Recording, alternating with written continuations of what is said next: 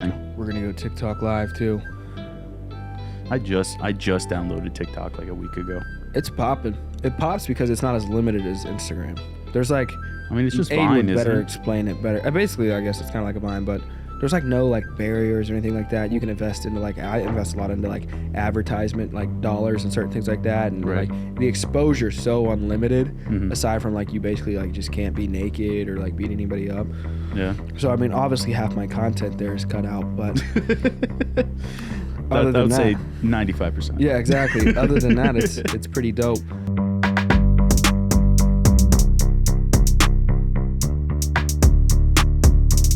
What's up, everybody? So Adversity Kings episode numero tres. Happy Halloween. You probably cannot hear me, but again, nobody is probably listening to these first few episodes, I'm telling myself, but it's probably going to be the first few years.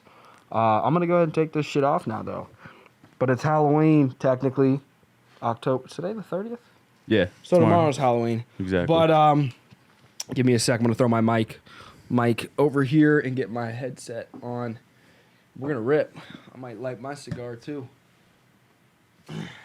I felt bad since I didn't come last night. Well, we weren't supposed to record last night. Nah, to the Scar Bar.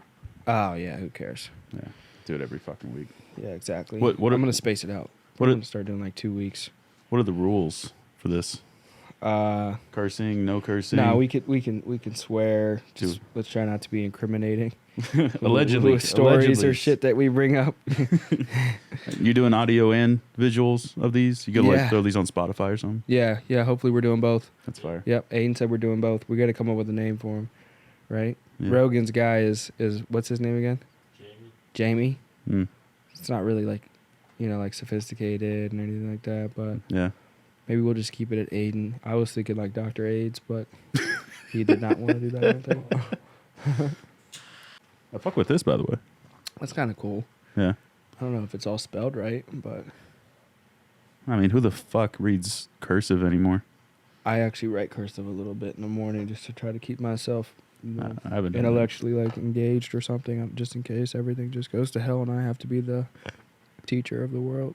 Let's just jump right in. I started this new book on artificial intelligence, and it has me kind of like creeped out. It's called Super Intelligence. Uh-huh. Still kind of a self-development book, kind of up our alley in regard to what it is we do with the financial services. It's I believe it's one of Elon Musk's favorite book. Mm-hmm. I could check in my notes real quick. I mean, it sounds like something Elon. Well, would be into. my goal here is, I'm probably 20-30% of the way done of just I'm trying to just top 10 books for Elon and Bezos? Bezos. Yeah, Yeah. just kind of get a better understanding of how their minds operate, even if it's a fraction, because it's like some of this stuff, like some of these books are just like rocket science books. I'm like, why the fuck is this your favorite book? I mean, I just learned the other day that there's actually a difference between AI and Musk. super intelligence. Yeah. Our mutual buddy Spencer put me on. You know what? That's somebody else I could probably talk. He'll be cool to talk to in regard to when I think of artificial intelligence. My limited mind just thinks of what's it, iRobot or whatever with Will Smith. Mm-hmm. The movie was great. Scared the hell out of me. Hey, you know that movie? I've heard of it. I haven't seen it though. Oh, it's fire. You're Caucasian. But basically, Will Smith, I think he's underappreciated.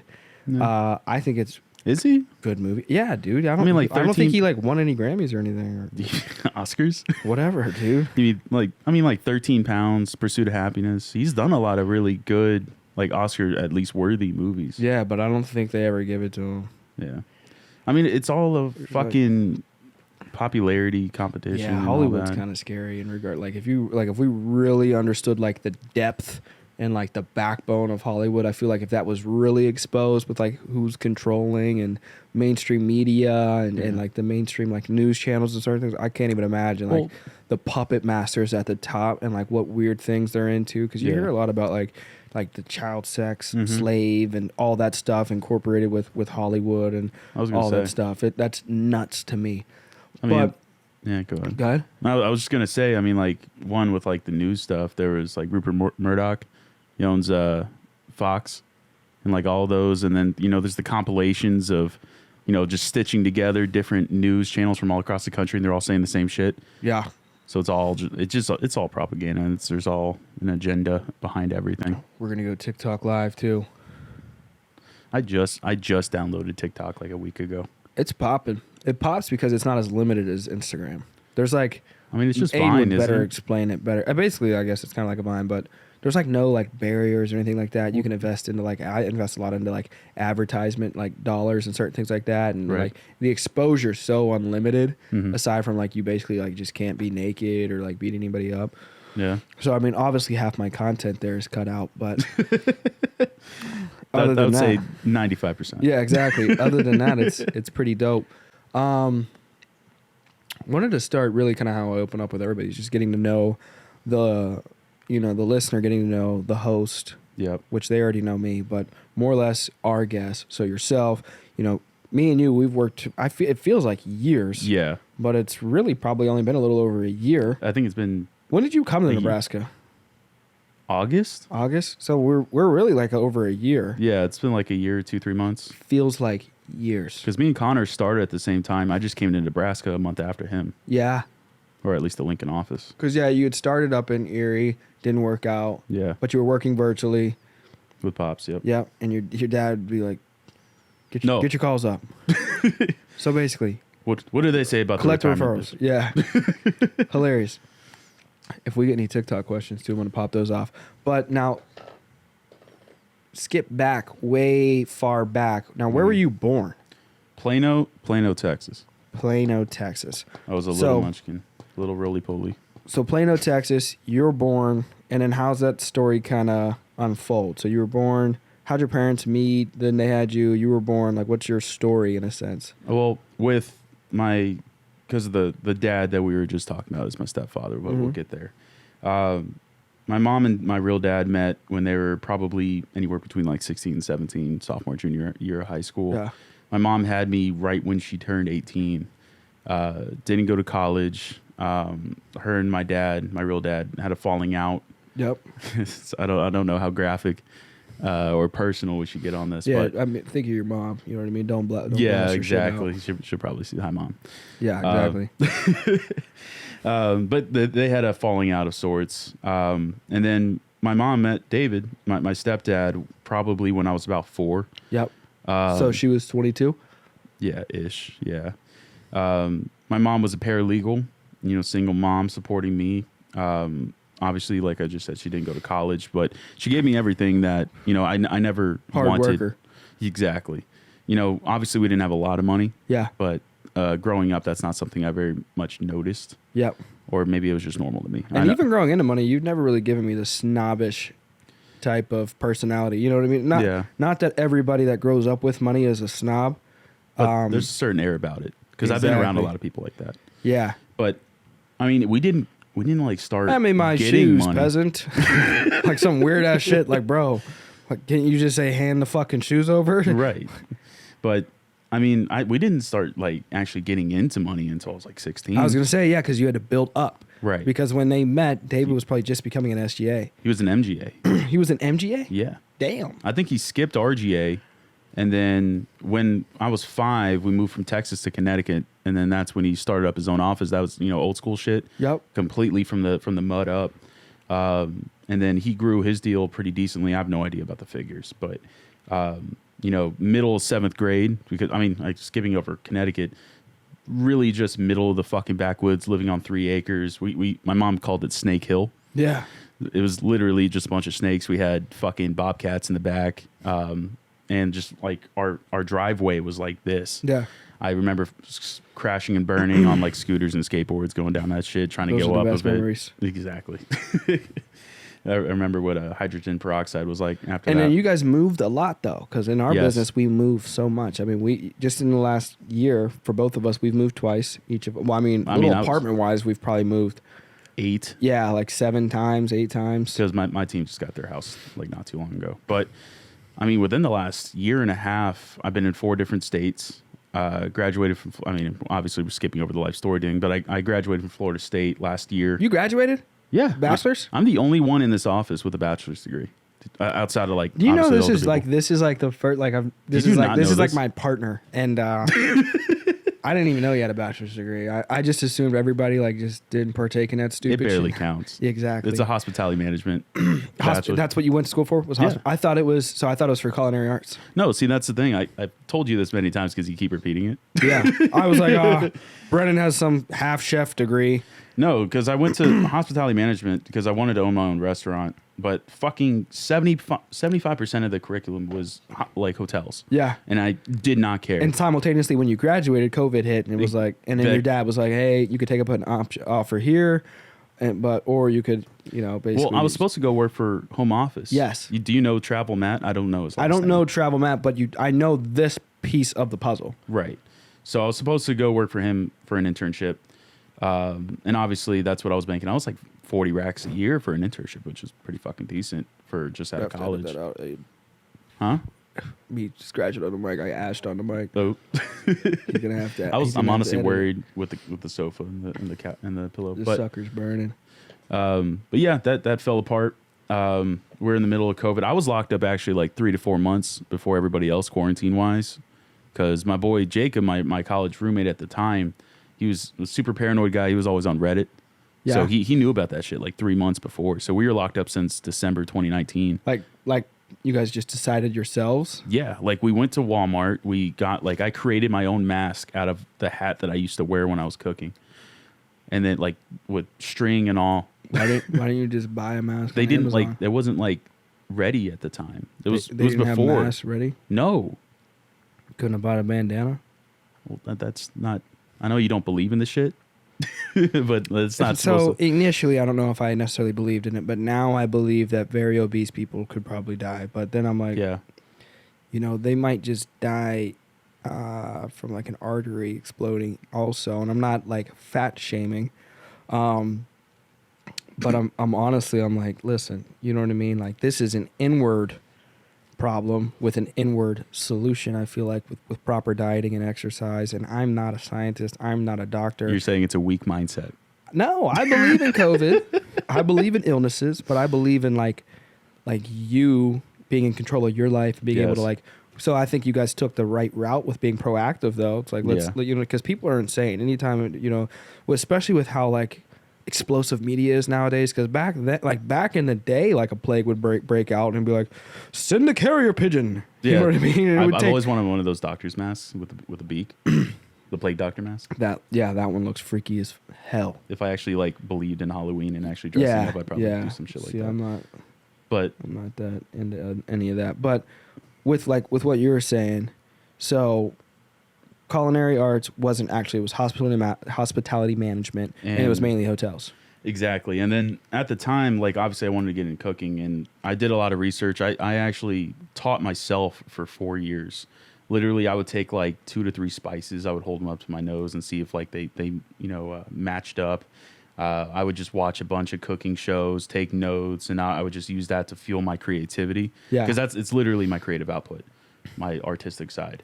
That's how I view it. Cooking. Yeah, exactly. So I would cook for all my friends. They all said it was fire and something I should actually pursue. And I got Sarah cooking for me right now. I just started this new diet plan, and I'm like, how can we not find a cook? She did good. These first few meals are great. She was asking me about it. She was like, is there somewhere that you think we could order it from? I'm like, I don't know about any fucking places other than what you've already tried. Yeah, no, it has to be cooked because it's measured out. Right. No seasonings, no MSGs. I mean, really, it's not like a weird diet either. No, it's literally limited. He's basically just saying I'm eating like an organic diet. Is it about macros? He's just. Is there a specific I don't know. diet? He might be measuring that shit, but right. It's literally like some protein, some rice.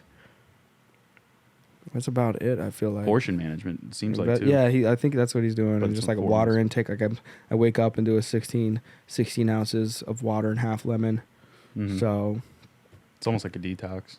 I guess. Why are you even doing it, really? Because you're in shape. Yeah, so me, I don't know what's up with like my OCD, but I get so fascinated with like my presentation in regard to like what we do. For those of you that don't know, we sell life insurance. So many people build their presentations around the close, and I thought, why do I need to build around the close if I could build around the introduction? Yeah. And close people in my introduction. So it's like, why don't I be proactive and do everything I can on the front end? Right.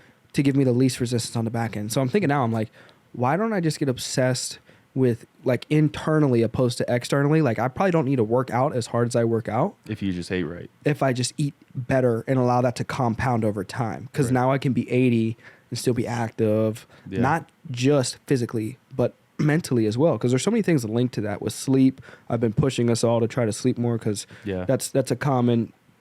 Really, I even met, you know, all the owners, and they were talking about like 3-4 hours of sleep that they would get. And it's like, it's a common thing where entrepreneurs and business-minded individuals and people really pursuing their goals, they will forego and skip out on sleep, not Yep. really realizing where I agree with sacrifice short-term. But also, with that sacrifice short-term, you got to realize you can sacrifice short-term, but you might end up also sacrificing long-term. Yep. Because now you have dementia. Exactly. So I try to find that balance. You know how I get on your guys' ass, but I think we're doing pretty well with it. But just things that to be proactive. I mean, you know? I'm getting on my guys' ass. It's just mainly about discipline, and I'm trying to build what we used to have in Nebraska, because what we had in Nebraska, like from my experience when I first came in, Dictatorship. not that. I mean, yeah, but it wasn't that bad. It's not something you couldn't tolerate. Yeah. Like you weren't like disrespecting people, but Welcome to Money Camp. exactly. Sell your life at the door. But it was like I was the 1% when I came in. Yeah. Because I was, you know, coming in, I wasn't as disciplined as, or even close as disciplined as everybody else. But everybody else in the office was on the same page. Yeah, kind of magnetized up to what Right. we were, like our standard. Exactly. So then when we came here and we started to build this, you know, you took the top 20%, and that's what, 7-8 people that we came up with. Well, I guess so, because we came with you, Rob, John, Connor. Sam don't count. He was a mascot, so like 5. Gavin I came can't too. wait till he sees it. Yep. Gavin, So that's Jake. 6. Jake. 6. Jake, Dylan. 7. Did you say Dylan? No. Yeah, Dylan. So that's like about 8. Yeah, about 8 people. But when we start, because we recruited pretty heavily, I mean, like Rob and you recruited pretty heavy, and then all of a sudden we have like 20, 30 more guys. Yeah. And then now we're the minority, so that when they come in, like they're like, what's this cult shit? Yeah. They're like, why do we need to do this? I thought we're 1099. Yeah, what's the point of reading? What's the point of working out? Why What's do the I need point to of wake up early? You said I need to be waking here up by early? 8. Yeah, spiritual development. Like what? And that's, I think it's for long-term growth. It's going to be more and bigger and better than what we did in Nebraska. Growing, we grew from scratch to $2 million in Nebraska, and I think Yep. sustain. And this year, if you were to compare our growth, I think we're going to do an additional $2 million. So it's Easily. similar, but I think what we're going to do is we're going to end up yielding and retaining and generating more growth and healthier relationships. Yep. Not that the leniency we've applied now to the culture is a great thing, but I think it's a sustainable business model when we put an emphasis on average people. I'm average, you're average, Yep. average product. We sell life insurance, Mhm. and it's not special life insurance. It's an average product, and we just put an emphasis on extraordinary systems, Mm-hmm. and that's going to yield extraordinary results. And that's Ray Kroc. That's anybody very successful. It's just they put a massive emphasis on just simplicity, and let's make the system and the processes excellent. So I think that's where we've all grown a lot. You know what I mean? Where we've had feuds and disagreements. We've Yeah. had great people come in and great people leave, and all the power and blessings to Bad those people people. come, bad people leave. No, I wouldn't even. I think I would say talented people have came in, and, Yes. and we've parted ways. That's a better way to say You know, it. with these talented individuals and certain things like that. But I've always learned something from everybody, even if I don't agree with somebody, or they don't agree with us, or they don't like our company, and whatever it is. I wish the best for everybody. And I genuinely do believe in that. You know what I mean? Well, that's a law of attraction. Exactly. You're gonna get what you're focusing on or putting out in the universe. I think that's like kind of what just happened to me over the last 2-3 months. Yeah. Just continue to put out positivity and literally do Yeah, the you've best probably I can. grown the most. Like when I reflect back, it's during my most difficult seasons or the relationships that are the hardest that I have to endure Yep. and build through. That's where I learn the most. Yes. Is in that loss, is in that almost you kind of feel kind of groggy. Like you're doing the Yes. reps and you're doing everything and you feel kind of gray, but like internally you feel like you're putting out everything you can. Mm-hmm. But when you look back into yourself, you're like, man, I feel like I just sucked. Yes. And you fought through it, and you just like, damn, I really leveled up. You know what I mean? Because Yeah. you're like running with a weight vest, is how I kind of think of it. I'm like, dude, that shit was like weighted. I think the main thing, as far as because obviously a lot of what this media that you're doing right now is kind of highlighting our young culture and the fact that we're probably the youngest office in the entire company. Oh, we got to be the youngest office. But just kind of getting it through people's or young guys and girls' heads, especially with some kind of egos, is like what is it going to take to get it through the perspective wise of seeing what we've already seen? Is it going to take going through those pitfalls, or can we tell them, hey, here's the pitfall, go around it, so you can learn from what I learned from, or do I kind of have to force you to fall into it and get back and get better just like me? Facts. It's like, is there even a system that we can implement? I think I was doing a lot of studying today, and I was reading, and I think Marcus Aurelius, I think he said, no, it was Jim Rohn. He said, don't learn for knowledge, but learn for action. Yes. So I think a lot of us, even individuals, if they are open to learning and heeding to our advice, and half the time it's not even advice of like, hey, I learned this and I avoided this. It's like, hey, I fucked up here. You should not do this because it's going to also fuck you up, because it's guaranteed. It's a hot stove. If you touch it, you're going to get a burn and you're not going to be able to use that hand for 2 weeks. So like learning and then implementing into action is the profitable separator from learning and just storing it in your mind.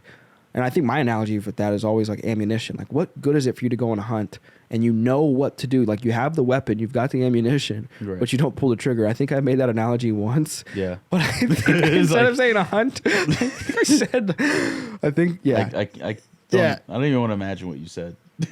I forget who I said it to, but I feel like. Did they take it the wrong way? No, my analogy was very bad. Oh, okay. It was it was the same reference with a gun. I believe it. I mean, what I've been kind of implementing lately, and it's kind of just me, is just I open up all my conversations business-wise with my, especially my immediate leaders, just being like, I tell them like, hey, as you know, I'm a very open, honest, and direct person. I'm telling you this from my perspective in total, so that you can kind of understand my perspective to kind of expedite the process of you understanding. Facts. So I'm like, I tell them like, look, like this is what we did in Nebraska. This is why it worked, is from my perspective. And I wrote out this whole book, and I get pissed because I feel like people really don't understand how valuable that book is and that process is. Yeah. And they might measure it off of one God. day. Oh, no. It's all good. Hit the ball or something. There we go. The book? Oh, yeah, the Billionaire Playbook. Yeah, the Billionaire Playbook. I think of that, and I think of, and I'm going to jump back before we get carried away. Of like, so I've been listening to a lot of podcasts, and that's kind of how it goes. Yeah, it's you just jump all over the place. Yeah, get caught up. But I'm thinking also, I want to piece this all together. One, more for our audience, but also for myself to revisit. Because again, like, even though it feels like decades, you know what I mean, that we've worked together, because this is all we know. It really does become a lifestyle. And I try to find a balance of not burning people out, which I don't have to worry about my core guys, you and Connor and Rob, but I still try to get careful, because, like, my escape is watching movies, but just because it's my escape doesn't mean it's your escape, you know what I mean? Yes. Or Connor's escape, which, or even, I don't know what Rob's escape would be. Sleeping in. Yeah, like his escape is fucking daily. But I think of that, but I also think of, so like growing up, so you probably don't remember much with your dad then, because they split up when you were young. I mean, we kind of skipped over this part. Yeah. But well, we've talked about it a little bit before. Right. Because it was like, it wasn't really like a healthy relationship. It was a very, very dark period in my time of my life. So essentially, when we went through Connecticut, Snake Hill, all of that. That's where my stepdad, David, really tried to instill a lot of hard work into me. You had to pick up sticks. Shitloads of yard work. Shitloads. Go get the sticks, son. I wonder if he had to do a bunch of yard work. Yes, he did. He lived in Massachusetts. It was just the same shit. Okay. And his dad was every bit, I mean, he was, from what I've heard, worse. Is he the one that passed away? No. Or was it your mom's dad? No, his mom passed away. His mom passed away. Okay. Which is weird, because every time I lose somebody that's like close to me in life, it's at an American Income Life office. Wow. Every time. It's weird.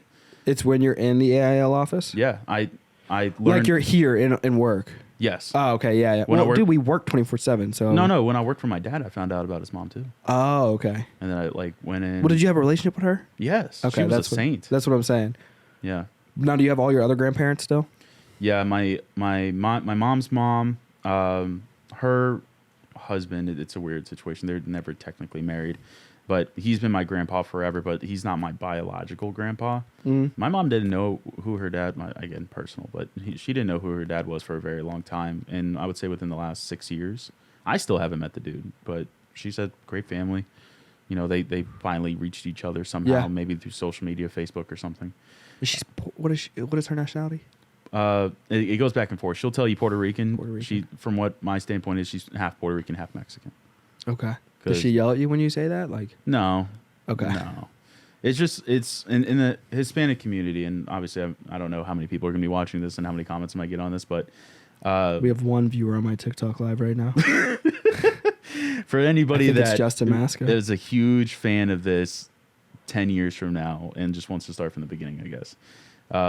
You know, with like Hispanic people, like Mexicans are kind of like looked at as I'm not as prim and proper, I guess is the best way I could put it, versus like maybe like someone from Spain. España, like señor. Iba, vamos rápido. So I don't know if that's a shame thing. Spanish is fire. Yeah. I know you've been learning it. I've been doing a little bit every day, Duolingo, and then just trying to like engage with like we got a few Spanish speakers now, just trying to speak Spanish. I've been picking it back up. Yeah. I need to do it. I figure if we do a little bit, it's like jiu-jitsu. If you do a little bit for the next 10, 15 years, you become a black belt. Yeah. Yeah. Just do a little bit every day. People like think they need to get the whole world accomplished when it comes to their dreams. Like, I need to do this today or I'm a failure. Like, I used to have that mentality. Dude. Everybody does. And it's really because the way the world is, because we just absolutely like, if it's even a word like glamourify or like we just like it's just instant gratification. But with social media and the way media portrays everything, nobody posts the shit. Yes, everybody posts the glory. Yep. Like all you see is the Instagram. cars, the houses, the sexy body. You know what I mean? Like all the sexy shit. You didn't see the mud. You don't see the shit. You know what I mean? Like just fucking crying and everybody quitting and going broke and like getting rich and going broke and getting rich and going broke. And that's how fucking business works. You know what I mean? That's how your dreams work. Like you get some money, you lose some money. You get some money, you lose some money. You get some money, you invest some money. You get some people, you lose some people. It's just a fucking like cycle. And that's why it's so important with the self-development, because like despite the world being up and down, there's equilibrium inside. You develop the stability to not be up and down. It's like, we're up, awesome, we're up. We're down, awesome, we're down. I'm going to keep pushing forward. Fuck it. I've already been down before. Fuck, it's cool. Yeah, dude. Should we just keep going back to? We're going to build this story, dude. We're going to build this story. So, you and your dad. Yeah. So, we moved away from Connecticut, keep it simple, in the middle of 7th grade. Now, living in Connecticut. And that's the day you got a promotion? That's when he partnered with Tom Williams down in South Florida, Pompano Beach.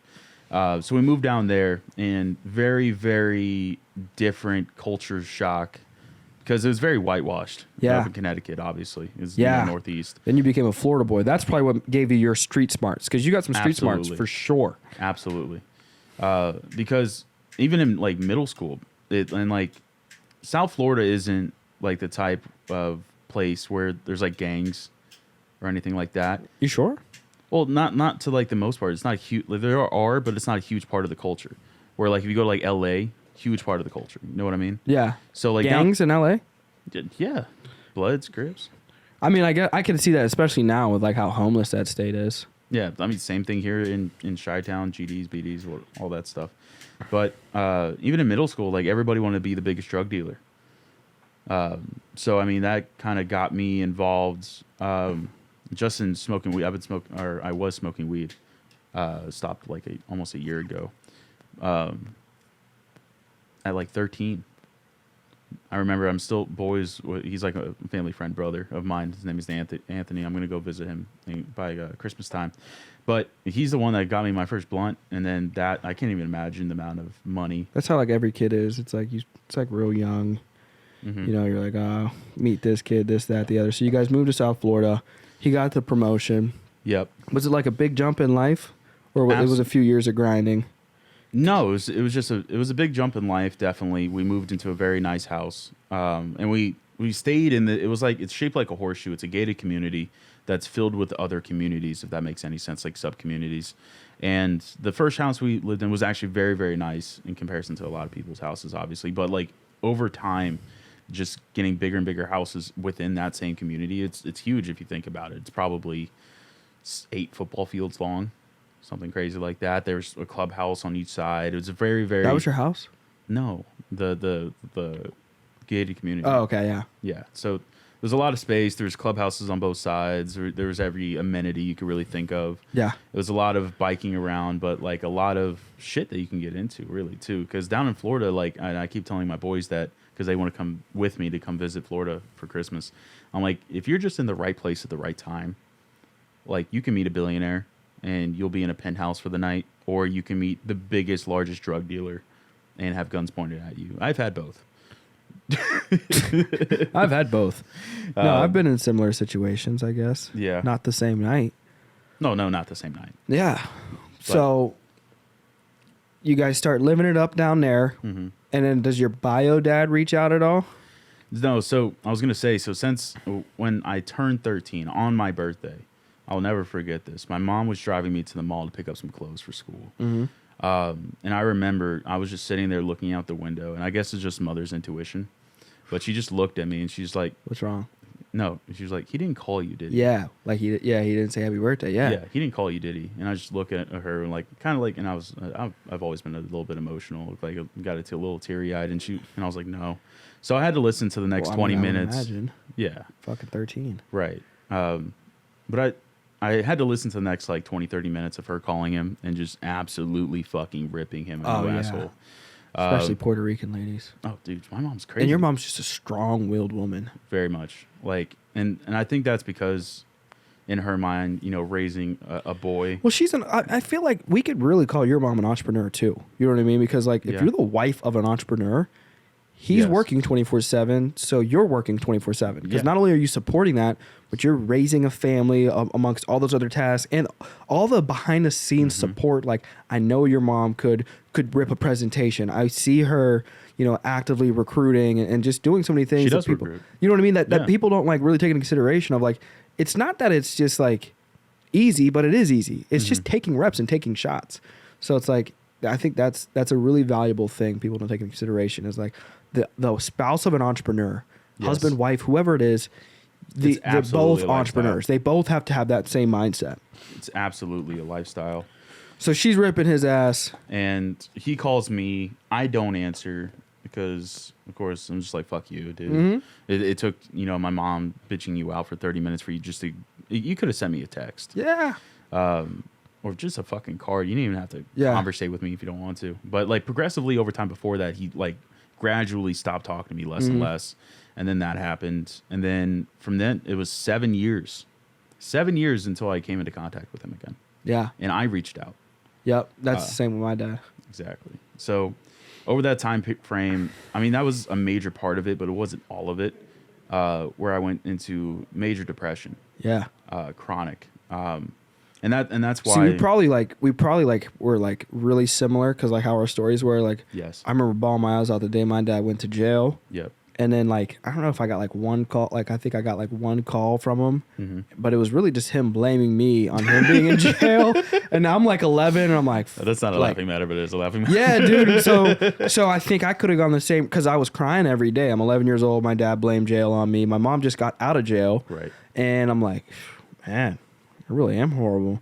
I think the reason he had blamed me is because when I was in counseling while he was under prosecution and my mom was in jail, like I basically had no parents.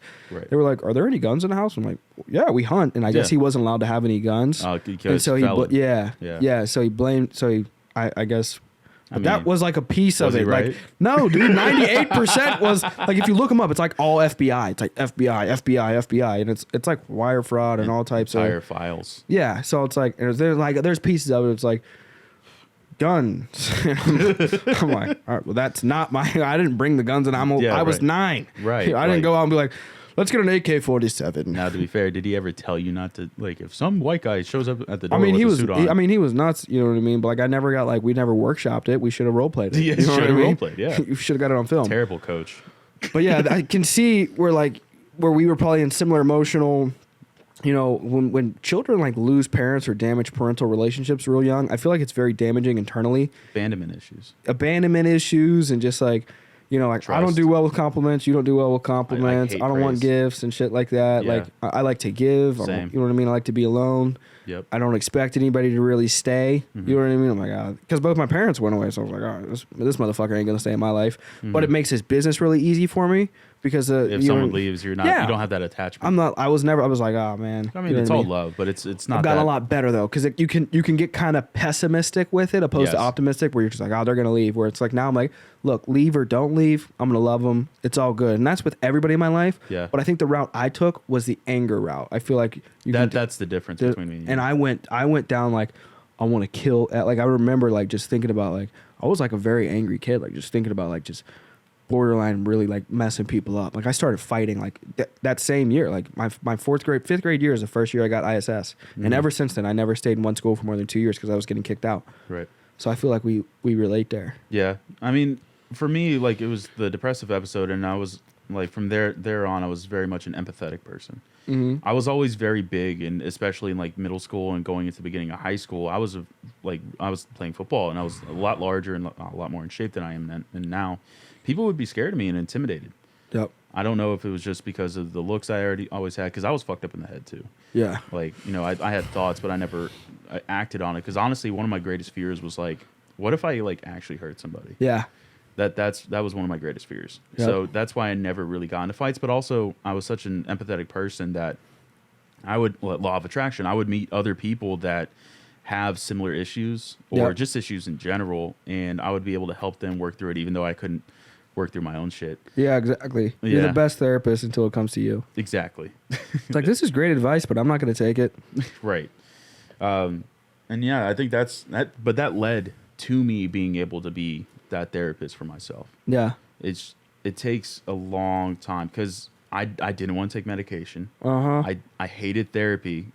Dude, 'cause- that medication, I think, is the death Yes. and like a root of all evil, because Big Pharma, I mean, you got to take into consideration the billions, if not trillions of dollars that go through the controlled medical system of not only like our Billions. nation, but the world. And it doesn't make sense to me, but it does, because I'm like, well, how would you want to get rich? Create a problem, an infinite problem, and the infinite solution Yep. is this temporary medication that only makes you sicker, Yep. and you need more of it, and you get insanely rich. And Yep. it's like, oh, but the drug dealers are selling these drugs, but we're going to send them to jail forever if they sell these drugs, but we're going to sell these drugs. Right. You know what I mean? Like Adderall, it's methamphetamine, but if you're selling meth, you are going to jail for a Yep. long time. And like, I do not understand. What confuses me is like, how is weed legal now in some states recreationally? Yep. And there's people that have served like life sentences That are basically still in. and still in jail. Like, Right. that makes zero sense. Ass Every backwards. single one of them, I believe, should be like, Pardoned.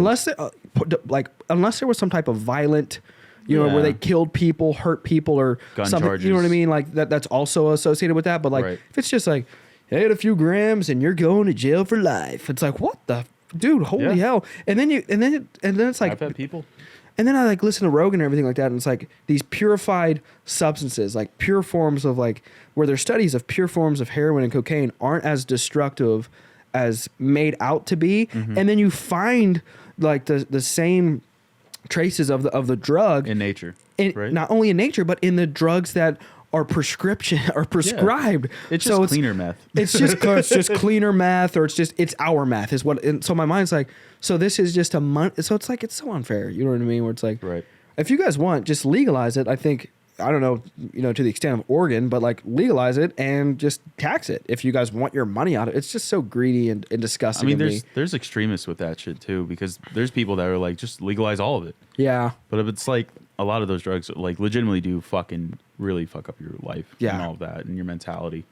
But also, I mean, speaking of Rogan, the reason I got into weed and everything, I use it as an emotional crutch. Yeah. Because I always say this, but not to toot my own horn, I put it a different way when I talk to people. You know, not to suck my own dick. Is Yeah. what I say, but not to toot my own horn. But like, I've always known that I was a very intelligent person growing up. Yeah. You know, you actually are really fucking smart. But like when I was 2 years old, I was telling my mom I was a genius. Growing up, though, meeting other people that are very smart, I'm like, okay, now it's not that I'm a genius. It's that there's many forms of intelligence. Yeah. Because there's a lot of shit that I'm just dumb at. but I had to use it as an emotional crutch because it got me out of my head. Yeah. Of the constant flow of negative energy in my head and my like aura as in general. Yeah. So, and then like a redirection, and for Yes. you to like kind of like guide yourself in a way, but redirecting yourself through that period of time in your life. I mean, it's almost like, you know, if you have ADHD and you're taking Ritalin, where Yeah. it's just the buzzing in your head stops. Yeah. So that's what it became. But then it became habit, which is, it was fine. It's not a terrible habit, but also I met a lot of great people through it. And then that's the thing. It's like a lot of my friend groups was just based off You weed. will find a lot of like, and people call them hippies and like lackadaisical, but then it's like a lot of these very successful individuals that we observe, like Musk, you know what I mean? Just hitting on Rogan, but it's like same deal. It's like, dude, You think that was a PR play?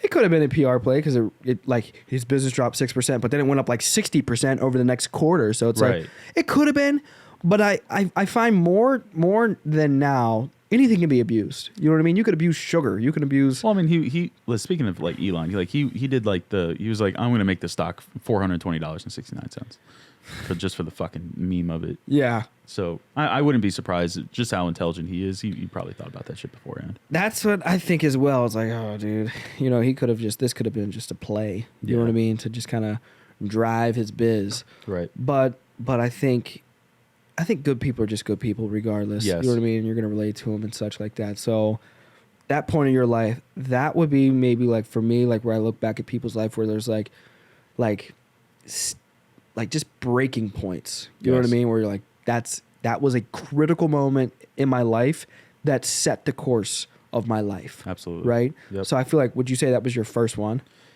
When my dad didn't call me? Like that, like, because Yeah. this is a very vivid memory. It's a lot of emotion, a lot. Like, Yeah. would that be like your first, like? Yeah, because it really set me on a track, and you know, now that I'm a believer in Christ and all of that, That's kind of weird to me too, because when we all kind of came together and like obviously I was really heavy on it, and I was basically forcing you guys to come to church, almost which was weird. You know, as I look back, I'm like, it's kind of weird. Culty for sure. But now to see like some of you guys naturally like just explore whatever the hell you want to believe in. Just You don't, spiritualism. and you're gonna hear us swearing, so I don't want anybody to send me a bunch of DMs and you do not believe in Jesus. It's like, look, you man, were I talking do about God believe and it. also Yeah, saying exactly. F-bombs. Exactly. So it's like we do believe. You know what I mean? Yes. And if this is a God we believe in and he has this grace, we're hoping we're not getting sent to hell for that. But it's not an excuse for I want to do better. I'm going to do better. Yeah. Continue to grow. Stuff like that. But it's cool to see all that break down. That was a critical moment, and then it expanded into all of this. Yeah. So it went down a negative path. That's perspective. Was it a negative path, or did you learn? Like as you reflect, did you learn? At the time, it was negative. Like I don't regret anything. No, me either, because it made me who I am today. And I've as far as I believe, especially within this company, and since I came with you, like I've been developing probably dozens of agents. Dozens. Since I've been with you. It's so crazy to think like my biggest fear is like, can this person survive? Not financially. I know it's going to be up and down financially for all. Mentally. Like it's just the mental. It's the days are so long, but the years are so fast. It's already been over a year, but again, it feels like an eon. It feels like 1,000 years. We've slaved and prayed and cried and smiled and broke records and had to rally together and break bread and figure out how we were going to make it to the next week. Yeah. And it's like, and we still got years ahead of us to hit that next critical point of like, we're going to be helping others go through that. And we're going to have like a big enough nest egg where it's like, it's not even really relevant. Like I can think of myself, like even over these last 4 years, grossing $2 million. It's still like, what, dude, it's like a lot. We make a lot of money, but at the same time, people don't realize how much we invest back into others, back into the company, and just like growing, ourselves. So I think of that, and I think of just kind of relating to where you're at. Like it's nothing's ever not worth it. Yes. Even though if you could go back and change things, like we would all go back and change so much. I mean, yeah. But it made us who we are. Yeah. So I don't know what would I change. Nothing really. I was gonna ask you though. Did you like, since we were so similar growing up, did you ever like? Because when I was extremely depressed, one, my parents didn't believe me. They was like, "What the fuck do you have to be sad about?" I'm like, "Well, that's you got to realize depression really wasn't like a legitimate term for their day and age." Exactly. So I wonder how mental health was handled for people that truly were depressed or experienced like schizophrenia or bipolar, just mental health in general. Like, Yeah. I wonder how that was like treated, because you figure your parents, they're like my mom's age, like that's not something that. Well, even like the 60s, like mental hospitals were absolutely, like they were prisons and they were horrible.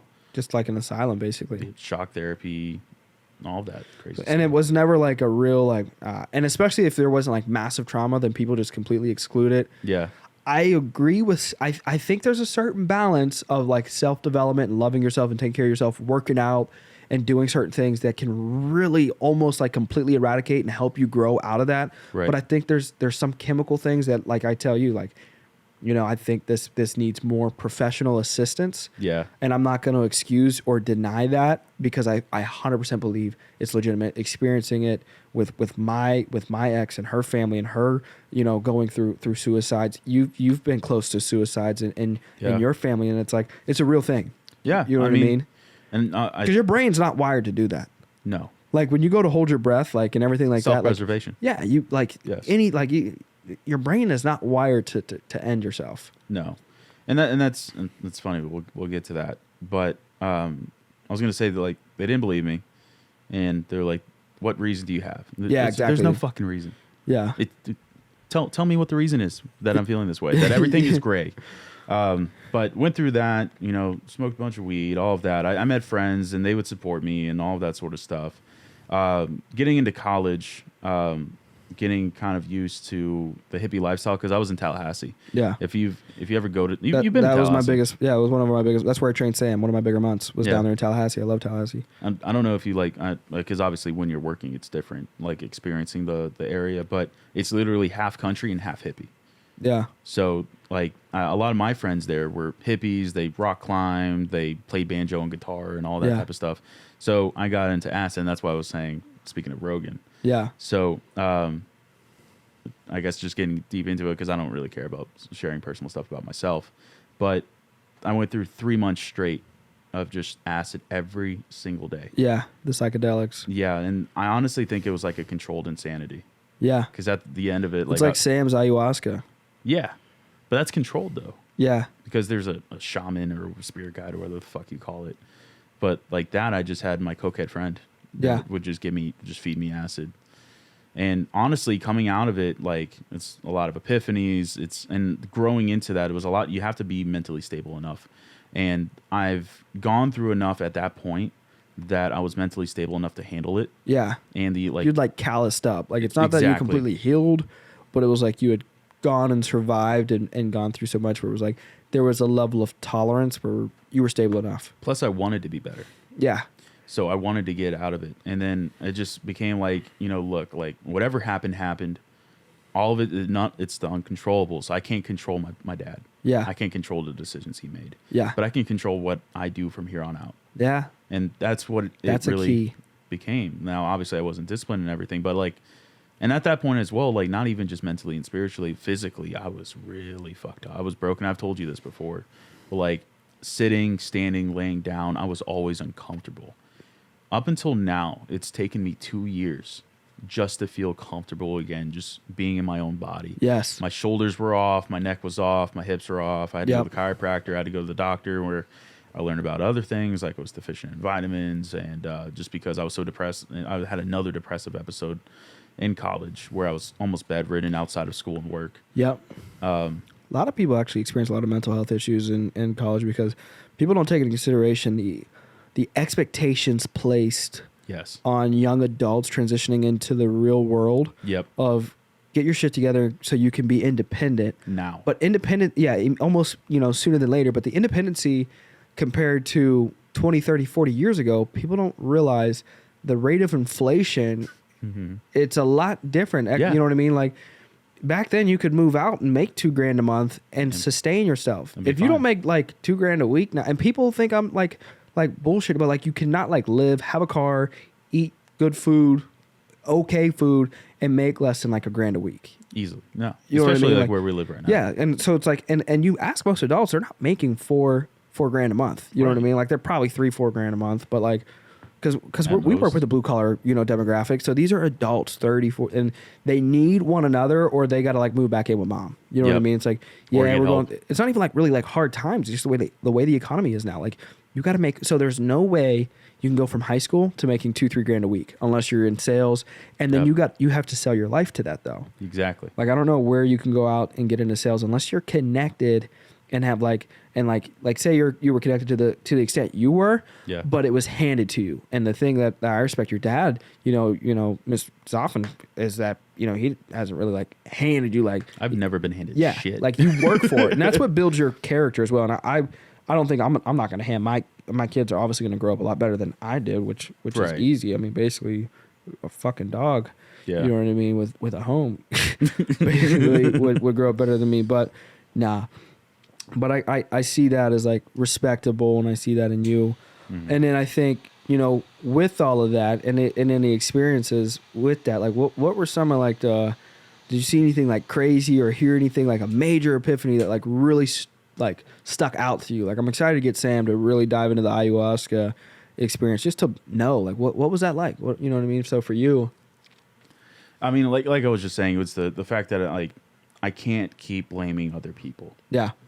Like there's got to be a point in time, and of course my parents preach this to me, and like I was just saying earlier, it's like how do we get like instill this into our new people that are very young, but it's the same thing for my parents. Like how can we instill this idea of like get the fuck over it almost? Yeah. Like it's your life, it's what you want it to be, and you can either get it done or just continue to just live and lie down and let life happen. Yes. But outside of that, it was just like what's my purpose? Like we've talked about how I have an issue with Identifying that purpose and that why Passion. and bringing clarity yes to the passion, to the purpose, connecting it all.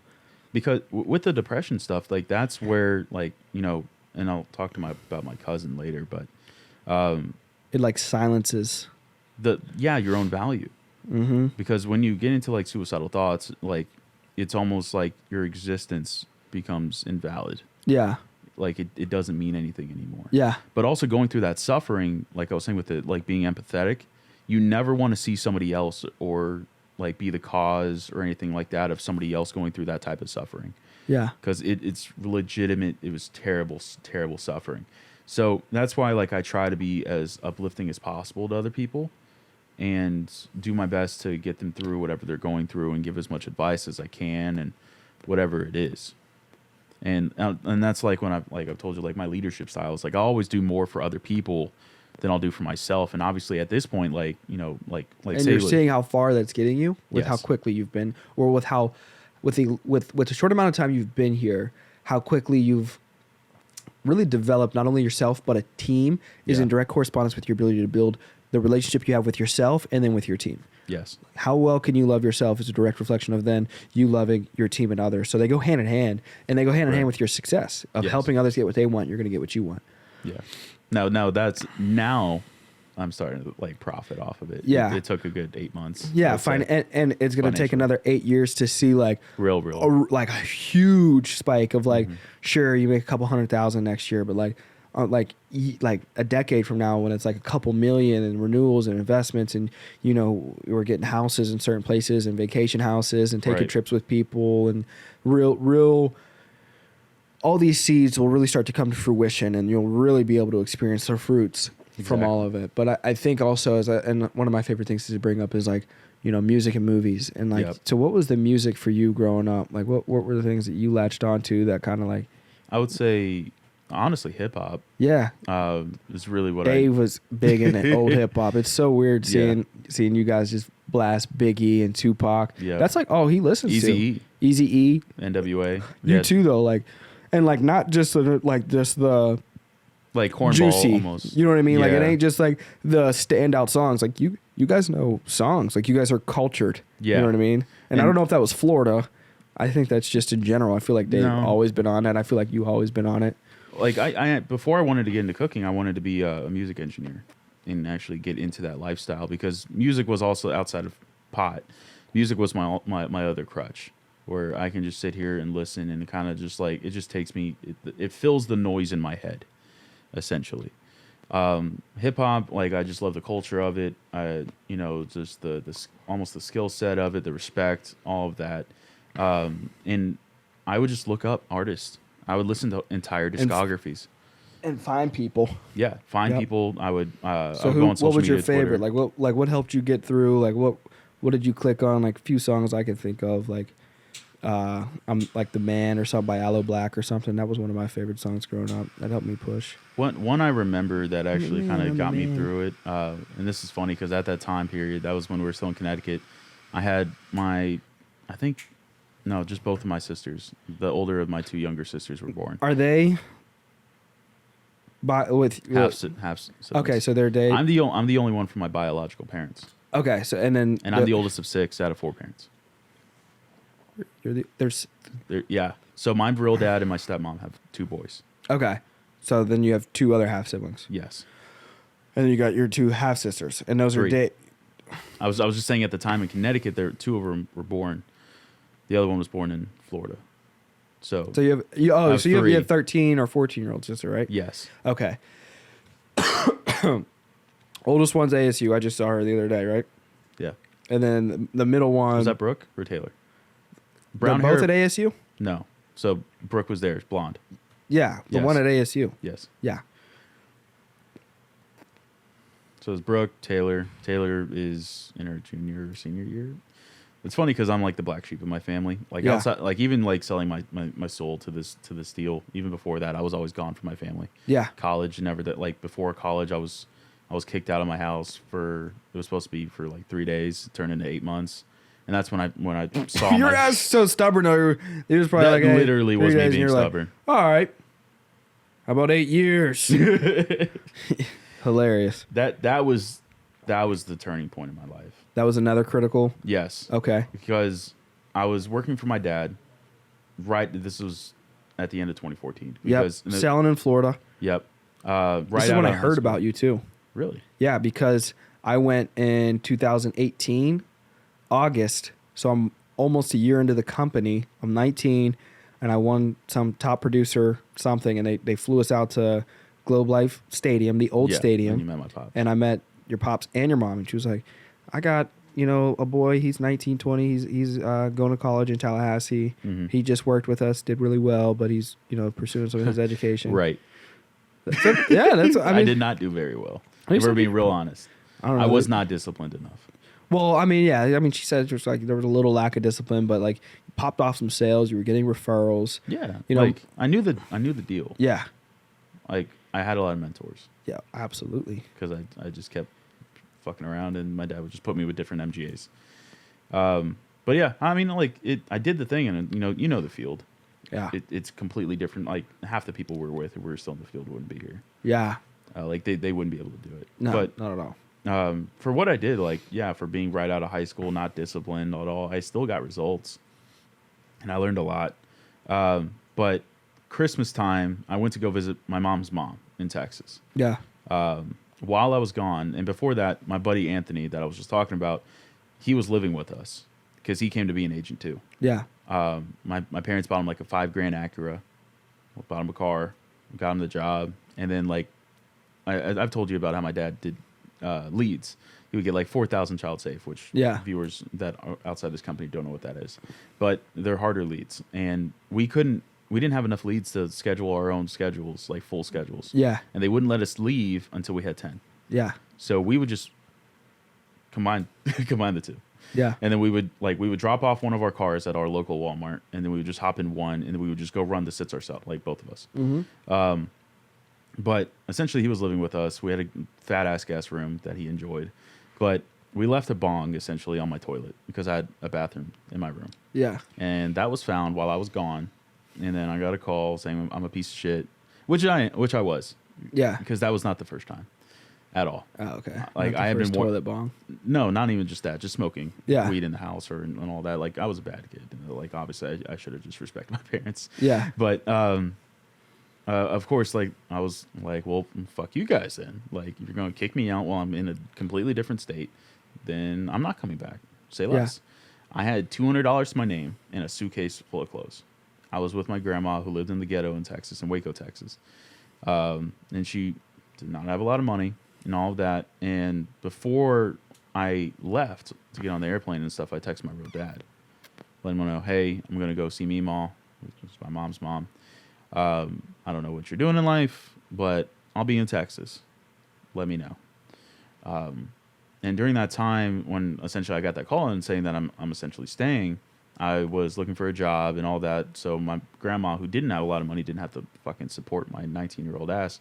But my dad said, yeah, I'll come meet you guys. So my grandma was gracious enough to drive like an hour and a half, 2 hours to meet halfway. And we met at an outlet store. It was like a Nike outlet. Mm-hmm. And I remember that I was like looking for him because I remember him being skinny with almost like hair like mine. I need a haircut, but he had curlier black hair. But then I saw this guy with a gut and a red beard and no hair come in, and that was my dad. Gave me a hug, and like throughout my depression and everything, like thinking of it, I was like, what the fuck do I do if I ever see him again? Yeah. Do you ever think that with your dad? It's like, what if I ever like see him again now, especially since you went the angry route? Because I always thought, like, do I fucking hit him? Do I cry? Do I pretend like nothing happened? Do I address it? Yeah. You know, that was a very weird time. My thought was just a big life insurance policy. Well, I mean, at that time, yeah, you were with the company. Yeah. Yeah. It's like, yeah, make it up to me by 3,000 LP. That'll do it. No, but it cashing out is me the primary beneficiary. Ah. Yeah. Yeah. But but no. Allegedly. Yeah, but okay, so you're up to that point. Where'd you guys go from there? So I went to the plan was for me to go stay with him for like a week. Mm-hmm. So on the ride there, he was like, you know, what's been going on with you, like, yeah, and all that, like acting like shit was fucking normal. Like you haven't, like it's not like you haven't reached out to me for 7 years. Yeah, that's how my dad will be. That absolutely fucking infuriated you. I don't even know if it was fury. Like I didn't know what to think or feel. Yeah, or you're just like, I was like in a comatose state. I was like, yeah, what the hell's going on? But he was just acting really normal, which kept the situation calm. But like, I didn't know what the fuck to think. But I told him, like, you know, here's what happened. I was living with Meemaw. Meemaw doesn't have a lot of money. I don't want to put a lot of burden on her. And he's like, well, like I've been waiting all this time for you to come live with me. So come do that. I was like, well, I had $200 my name and I only have a suitcase, which is in the trunk of the car. So like, it's not like I'm missing anything.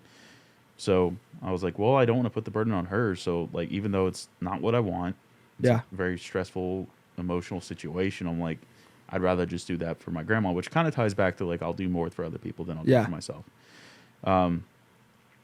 So got to his house. He had a really nice house. He was telling me like he had a very hard life after like me being 13 and all that. Like got real into drinking. He did pretty much every drug you could ever think of. Yeah. He has a deviated septum from all the blow he did and all that. He had a bunch of issues. Can't drink anymore because of his kidneys. Mm-hmm. So he was doing well. He's in sales too. He worked for McAfee. I don't know if I can say that on here. But he worked for McAfee. He was also in sales, which is funny. And he was a cook for 10 years. So I was literally the spitting fucking image of the person that I guess I hated. Yeah. Which, yeah, it is what it is. But he put me in my, at that time, 2-year-old brother's room, which is, the bed was probably almost like maybe 3 inches wider than this couch. Mm-hmm. And probably a good foot and a half shorter. Oh my God. That's how I lived for like 6.5, 7 months. My parents, my mom and my stepdad, they're health nuts. So I was never allowed to like eat a bunch of junk food and all of that. But he didn't give a fuck. So I was like, well, fuck them. I can do whatever I want now. So I ate whatever I want. I got to the heaviest I ever was. I was 250. Yeah. 5'8", 5'9". And then I woke up one morning, and I think you're going to think this is funny, but I woke up one morning, and I looked down, and I just saw my gut. And I was like, fuck, dude. Like, I know I can do whatever I want, but this is a little too much. So I got on a diet. I put myself on a diet. I only drink water, cut out, like, soda and all that type of shit. And he had some, like, just loose weights laying around, like, just shitty weights. And I didn't want to spend time. I hate my stepmom. And my dad, it was weird. Love my brothers to death. They were very cute kids. But I just lifted weights and watched YouTube and just stayed in my hole, which is how I was when I was with my mom and my stepdad. My room was my cave, and that's what I was going to ask you. Is like, did you have like, and I know you have like your office now, but like, is that like what you thought of as like your safe space? Like, I guess, yeah, my room, yeah. Yeah. Like, and that's how I felt. It was like, this is my space. Leave me the fuck alone. I'm going to get better. Yeah. And I lost, I think, like 45 pounds. Oh, that's huge. And within like a 2 to 3 month span. Yeah. And pretty much like as shredded as I could be at that time. Had a falling out with my stepmom. Did not go well. It's not very appropriate to talk about on here. Yeah. I don't think I've ever told you that story. We'll get closer No. over time to tell you that story.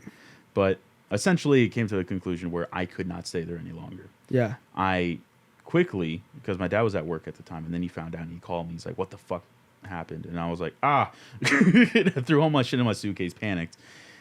He came home right before I was about to leave. Yeah. Because he bought me like this $5,000 2001 Mitsubishi Galant V6. Old grandma car. It was a really cool car at the time. But he caught me before. He's like, wait, stop. We can work this out. I'm like, no, we can't. Nope, gotta go. So rushed past them, threw my shit in my trunk, and just sped away right back to my grandma's place. Mom called me. Essentially it was my fuck up. But she was like, all right, well, time to come back. Came back within about 6 to 8 months of me being back, because I started community college when I got back. My dad got the call to become vice president, because our CEO at the time, Roger, Yeah. it was kind of known that he was retiring. Yeah. So he was being looked at to be vice president and now president, obviously. And then Steve being our CEO. But obviously home office is in Texas. So I'm like, I am not going back to fucking Texas, especially because where they live now, hopefully my dad doesn't see this, it's like 10 minutes away from where my real dad lives. So I was like, absolutely not. I had a bunch of friends up at Florida State. Yeah. That I knew from high school, especially my one of my best friends, Alex. So I went up 2 Halloweens in a row to go visit, and met his circle of friends. They all liked me. I liked them. Again, law of attraction. Yep. And essentially I was like, well, fuck it. I'm just going to go to Tallahassee Community College. I'm going to get my AA, and I'm going to transfer to Florida State. And that was the plan, and that's what I did. And then from there, which is funny, my best friend Alex, he went into like the frat type of lifestyle. Yeah. His circle of friends didn't. That's not something I'm interested in. I think that shit's corny. And then I kind of replaced him as the friend in that circle, and that was my circle of friends, and we're still friends to this day. I think we're kind of caught up now. And it's kind of been me kind of ranting. Well, how did you get into us though? COVID hit. You're at school. Okay, so I wanted to do cooking. I knew I wanted to do something with it. I knew it was my art. It was like my pastime. Yeah. I cooked for my friends. Everybody loved my cooking. They saw how passionate I was about it. They're like, if this is something that you really have a passion for, just do it. Yeah. Because the circle of friends I kept were all very business minded. Yeah. It's not like sales aspect, but like they all had a future ahead of them. Yeah. So they're like, they saw value. So I was like, well, fuck it. I guess I'll do it. So after the 4 years of studying, I went to my local bar, and it was like a craft beer bar. It's called the Brass Tab. It's a chain place. It's all along the East Coast. And I got to be buddy with the head bartender there. His name is John. Good guy. Almost recruited him. But I was telling him, like, look, I'm trying to get into this cooking thing. And I was just me at the bar, no friends. I was just ordering drinks. We were just talking. And he's like, well, like, we only got the kitchen manager in the back. If you need a cooking job to get yourself started, I got you. I said, say less, give me an application. So, and then the first month of me being there, the kitchen manager was ass. Just lazy. Like, I was like, and I took on that football mindset where I was like, I'm going to take your spot. So I outworked the shit out of him, and everybody loved my cooking versus his, even though it was like a standardized menu. And essentially he left, and I became kitchen manager. And I took on that role of essentially running the entire thing, because the general manager also was very lackadaisical and didn't care. So from there, I did all the cleaning. I kind of held everybody accountable to being there on time, and because it's a college place. Did my cooking, got kind of creative with it, and then I was like, well, I need something better. after like 4 to 6 months of doing that. So I went to Red Robin. Figured out very quickly that I'm very shit on the line, like working fast. Mm-hmm. So they essentially fired me, and in hospitality, firing you is like, I'm going to give you 5 hours in a week. And I'm like, I kind of have to eat. So I went back to the craft beer bar, and then I think I looked online and I saw that the Florida State banquet, like working at the stadium, was hiring.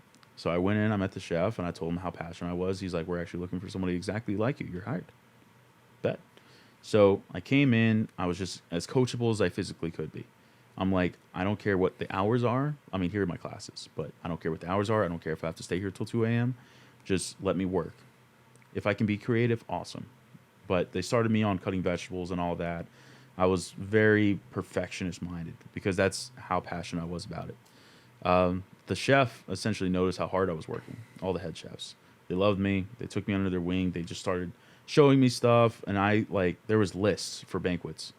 And I used to take like the medium hard stuff because all the harder stuff the chefs would take care of. All the really easy stuff, all the people that were there for like an hourly paycheck would do.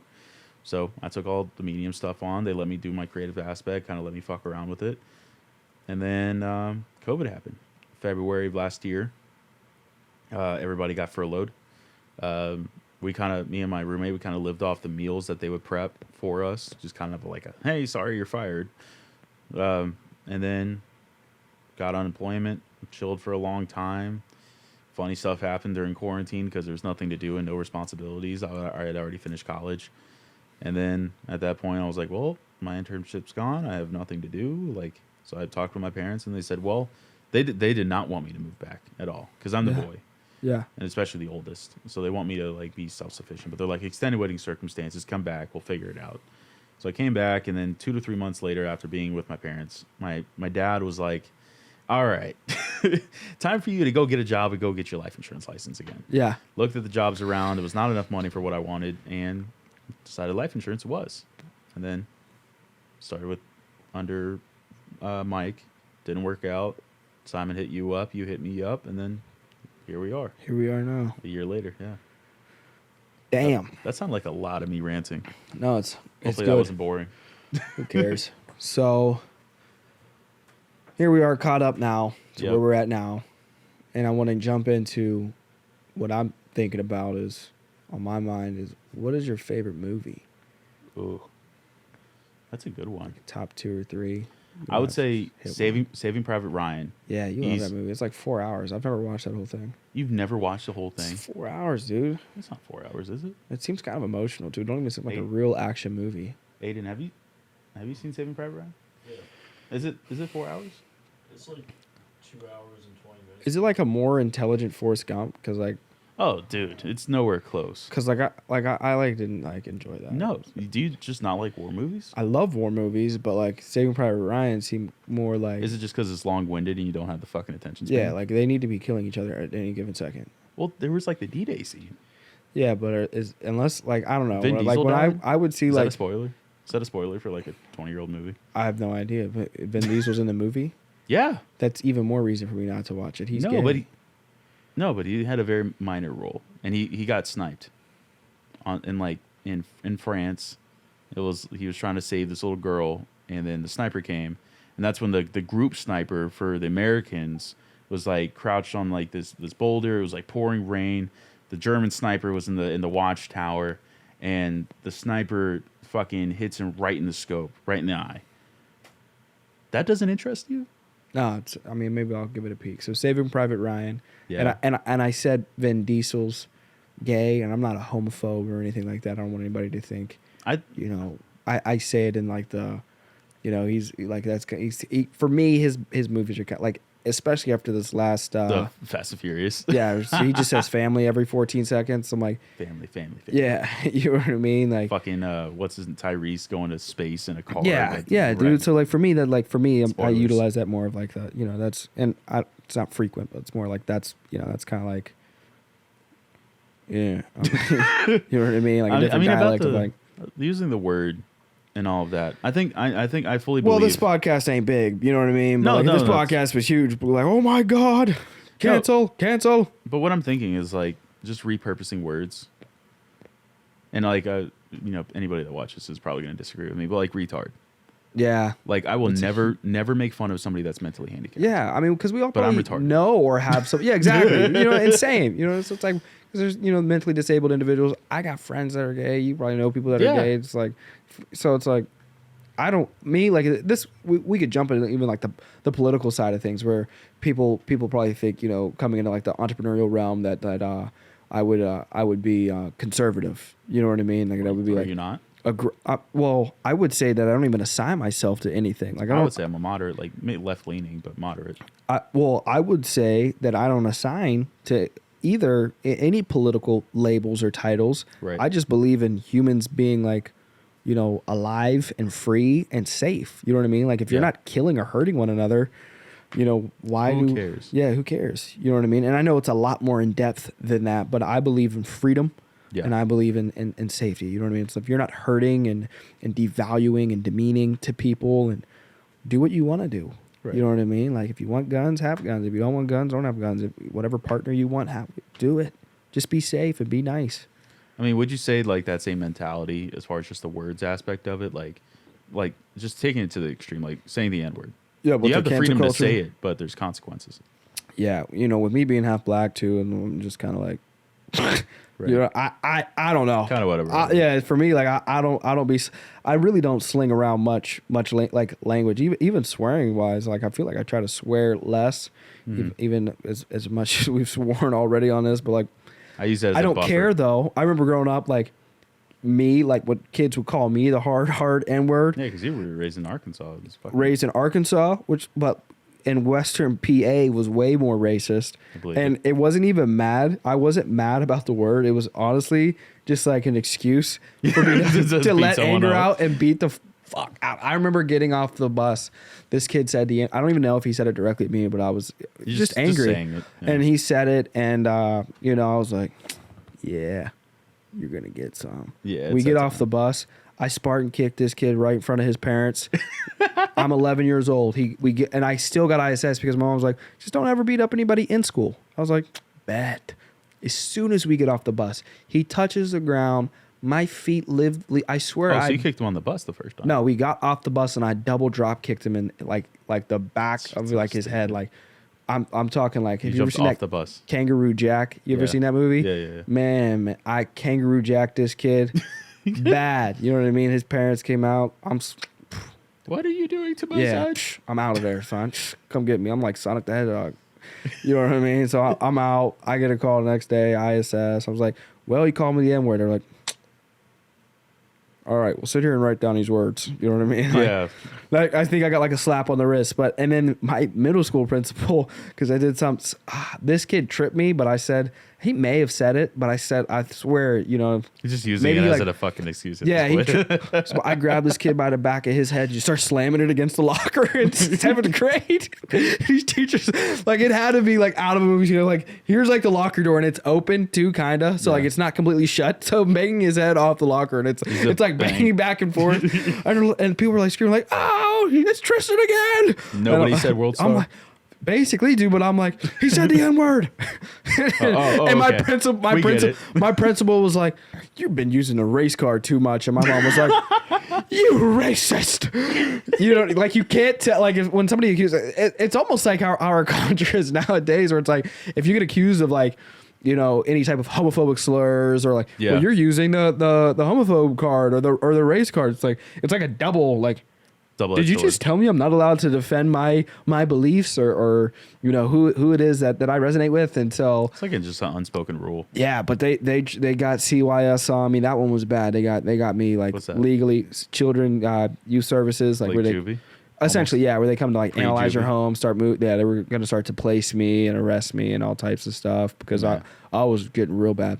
Yeah, but I think of that as we're talking politics and all this shit off of our Saving Private Ryan.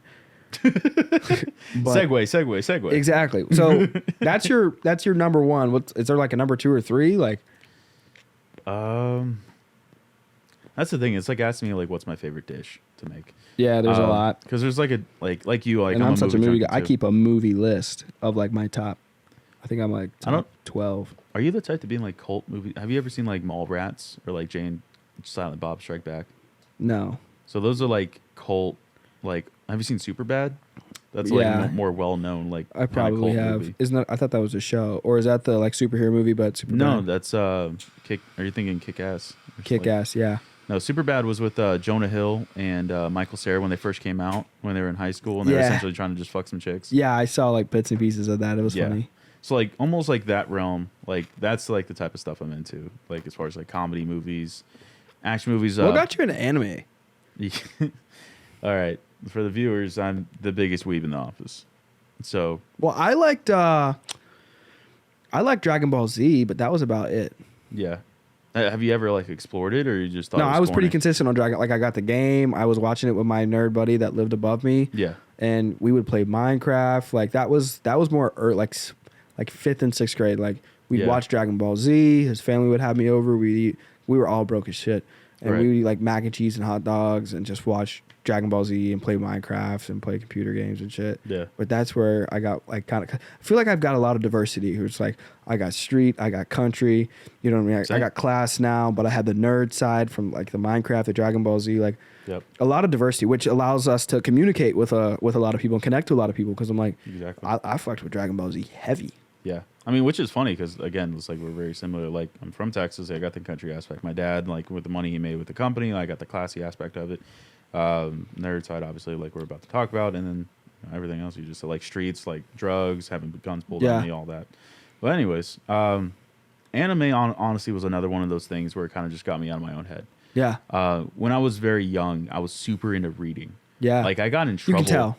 I got into trouble for reading. Yeah, you read too much. You wouldn't leave books. Yeah, that's how the neighbor kid above me was. Yeah. It's Just always read. it's a different reality. But he was reading fictional. Probably so were you. What was Yeah. your favorite book? Mine was Percy Jackson growing up. Percy Jackson. I Yeah. was super into that series. Percy Jackson, Harry Potter. I like the movies too, but I have very low standards with movies. Harry Potter? Percy Jackson. No, I saw the first one. I don't think I saw any of the other I ones. watched all of them and I like all of them. And if believe you you. don't, fuck you. I'll watch the other. How many are there? Two? Three? I'll watch the other two. with Yeah, you. let's go, Brandon. All right. Why are you being weird now? Super defensive of Yeah, Percy Jackson. love Percy Jackson.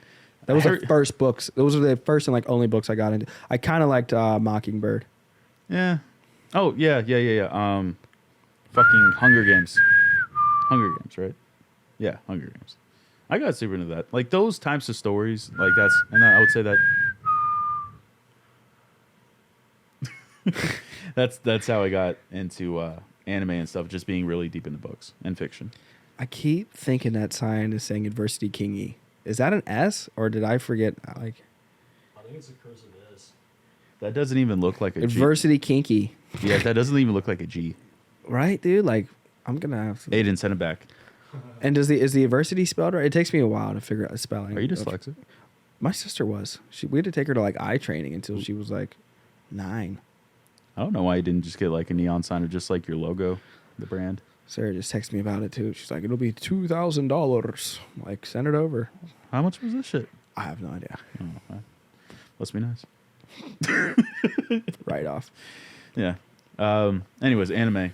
My buddy John, who's another like family friend outside of Anthony, he's a short black kid.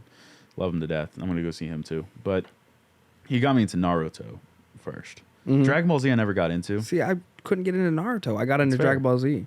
It's fair though. But it's like those like there's different genres to anime, which unless you're like deep into the culture, you probably wouldn't know. Because the things that are at the forefront are shonen, which are essentially are animes for like fucking 13, 14, 15-year-old boys. Mhm. But a lot of people are actually getting real deep into it. It's just essentially just really, really good storytelling, like a lot of mature content. Yeah, dude. Like they get really like deep. It's what like especially like gory stuff, like rape and like Yeah. like all those types of themes. Which I know you get into like fictional books, like you can find like your libraries as well too. But like killing and like revenge, and it's really, really interesting stuff outside of like just thinking from an outside closed-minded perspective, it being corny or nerdy or something like that. Which Didn't is it R.K. Rowling or whatever that wrote the Harry Potter books? J.K. Rowling. J.K. Rowling? Yeah, Didn't she get canceled? yeah, she's dumb. What'd she get canceled for? She just kept making her characters gay or bi or trans. But why or would they something. get canceled for that? No, I think she did something else. She said, or did, have you guys heard? Like, she got canceled or something. Like, they just Yeah. canceled. Thank She God was we're saying- not famous. Yeah, she was saying something about about transvestites. Or Okay. is that the proper word? I don't know. I think that's outdated. Yeah, I think it's transgender. Transgender, yeah. Oh God, it's fucking. I'm already canceled. Yeah. Transgenders. I think she said something about that. Okay. But yeah, she's out there, and I think she was just, honestly. Genius, though. I mean, single mother type of deal from I remember She was watching homeless. I remember watching because I used to spend hours when I first started here on YouTube simultaneously reading and writing my own book and then studying really successful I didn't know you individuals. wrote your own book. Yeah, I wrote a book. Nobody really knows, but my first 3-4 months, that's why I wrecked so much. Is I was writing a book too, so I wrote this book, reading Excuse. books, huh? Yeah, this is a fucking excuse. Yeah, for you exactly. crashing. Yeah, no. So read a book, writing a book, but I would go on YouTube and I would study not success just materialistically, but just success in general, like in all aspects. So Yeah. even evil people, you know what I mean? Like I was studying Joseph Stalin. I was studying Hitler. Yeah. studying Adolf Hitler, and all these people, and Genghis Khan, and what did all these people have in common? There's got to be a common denominator between just getting a massive goal accomplished, whether that be for good or for evil. And I remember coming across her, and she had a crazy story. So I mean, with all those types, it's just straight, strong leadership, regardless of it being through fear or not. extremely focused Yes. and no other options aside from what it is they desire Yeah. to get done, and they're very compelling to get everybody to buy into it as well. Is that what kind of not fucking obviously saying you're similar, but is that what kind of structured your leadership style? I think also these great individuals, it's something that's just kind of imprinted or just a part of them. So for me, Yeah. it was less of trying to emulate their system, like them, and more or less copying the system. Yeah. And emulate, just being me. Yeah. As authenticity, as I've allowed my authenticity to just really manifest 100%, Mm-hmm. and then just pairing that with a successful system, now my number one go-to system is just Simon Arias. You know what I Yeah. mean? And it's really been that way from day one. And I was just directed from him to study others and just really I think for him it's more or less with a mentor like him, and for us, Yeah. it's getting these people to identify, here's what works. Just don't veer from it. Yeah, I keep trying to tell my guys that oh, I'm gonna go write my own script. Stop trying to Yeah, fucking let me reinvent write the wheel. my own script. Dogecoin, Shiba Hiba, Shiba Hiba, Hiba Hubada Inable to the moon. I flamed them because they're like, oh, go buy now, and the price skyrocketed. I'm like, yeah, let me go buy at the highest. Yeah, price. dude. One, if I'm gonna buy into that shit, let me buy it when it drops, and then next, well, why don't we buy into the business that you're committed 100% to? You know what I mean? People want to get into this day trade 100%. life, Quotes. right? Right. So Naruto's what you got peaked into anime. Naruto. God, I probably watched, and now I'm into manga because I don't have time to watch TV anymore. We don't Not have at all- time. Not at all. So I read manga. I just Google good manga. I or like different walking around genres. though and seeing people have a show or a movie on while we're making calls. Yes. Because I like that. You know what I mean? Before, some people probably wouldn't like that, but I think if we can stimulate our minds and get because this is just a repetition business. Yeah. So I'm not Monotonous. against that. If anything, I would advertise and advocate for more of it, because it's that it don't feel like work. We're having fun to make a lot of money. Yep. And there's a mental stimulant that isn't a substance that I'm cool with. You know what I mean? If it makes the Right. days and everything go by fast, do it. I mean, honestly, when I first started seeing that, just from what you instilled in me, Connor, Rob, the originals. Yeah. It was no, Yeah, it's now, sit style. there, look at the wall, and dial. Now I'm more of how can we make our jobs and their jobs easier? Where it's And not a delegate cult. exactly, and really just delegate the I posted on the Pareto principle earlier today. It's we got to spend 80% of our time, if not more, in our top 20% prioritized areas of our life, in our lives. That's going to generate the most results. Where you're going to get the most return on investment. Spend all your time there, and all that other time delegate out to the individuals, whether you can leverage people or money. That's the two things Simon taught me you can leverage. So it's find the people that do what you don't want to do really well, or pay them or pay someone to do it. Yeah. You guys know, now with me being 4 or 5 years into this, there's a lot of stuff I'm able to delegate out just because I stayed true to the system. So now there's a lot of stuff that I'm not, you know, and people probably look at it as like, you know, that dude like is a fucking piece of shit. You know what I mean? Like I don't do my laundry, I don't cook. Poison. You know what I mean? Like look, if it's not like my strength areas in the business and like in entrepreneurship and like what's going to bring us the most return on investment, Right. I'm probably not doing it. You know what I mean? Like, Yeah. That's why honestly, like with my team, I think I've just been kind of like, it's just blessings, because honestly, like what my thing is like it is the delegating, is letting go. yeah, Because I'm almost like a control freak, because I'm like, I know where I want this to go. Like Yeah. I know what part this person's gonna play in my yeah, vision. yep. And again, it's servant leadership, and I always And tell asking them what part do they want to play, even though you're That's- able to see the part that they could really be successful at. Right. Are they passionate? well, they all have their whys, and they're all committed. At least my I Core guess you leaders, could, my yeah. core As leaders. you're starting to build that foundation of leaders, yeah, Right. But not all of them are 100% bought into this. They have other whys, like, you know, the one, I don't know, I don't want to mention names, but the one that's interested in music, yeah. you know, like, I it was got hard. him. I got him. It's cute. Quave. Follow him on SoundCloud. Oh, yeah. And It's Quave. It's Quave. Quave. Is it Quave or Quave? I go back and forth, but I he's thought it going to was start Quave. doing some stuff. I think I'm going to have him do like an intro song for the was telling me. podcast and for the TikToks as well. Utilize some of his music. He's been working hard on that.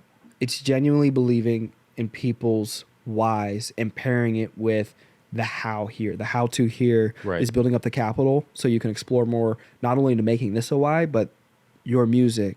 Like everybody's got their music, you know what I mean? And I don't mean that in the sense of like, you want to go out and make music, but like we've talked about you know, owning a restaurant or even just having like just a big ass house or whatever, or just a big ass kitchen in the future where you That's what I'm leaning more have towards. like just your core leaders over and you whip up some fancy ass dinner and you just kick back, have a cigar, you know, some hardcore alcohol you like, Yeah. you know, and Bourbon sidecar. That's what I'm into right now. yeah, those hardcore bourbons or whatever, who knows? An You ever seen an alien?